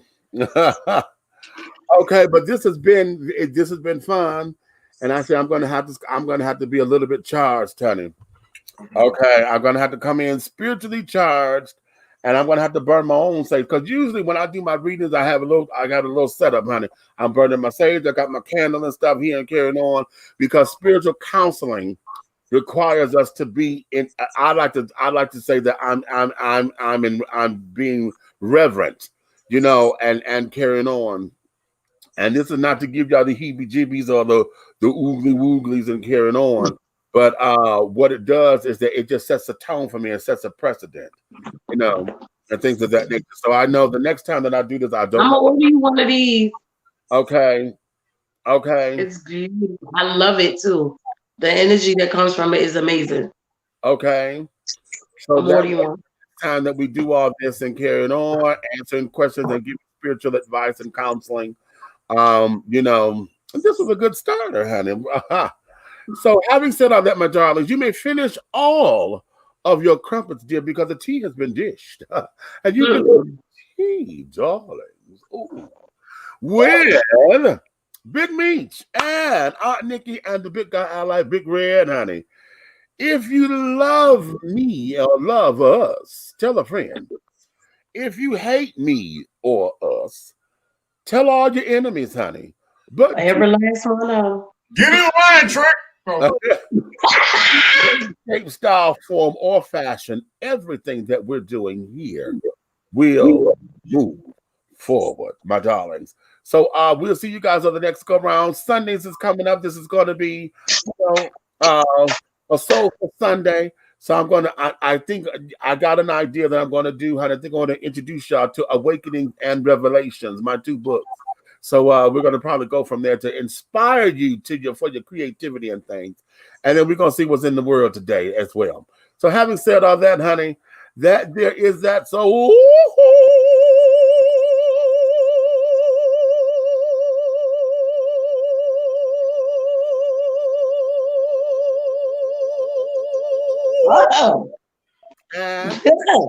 You're being grown today. Sing.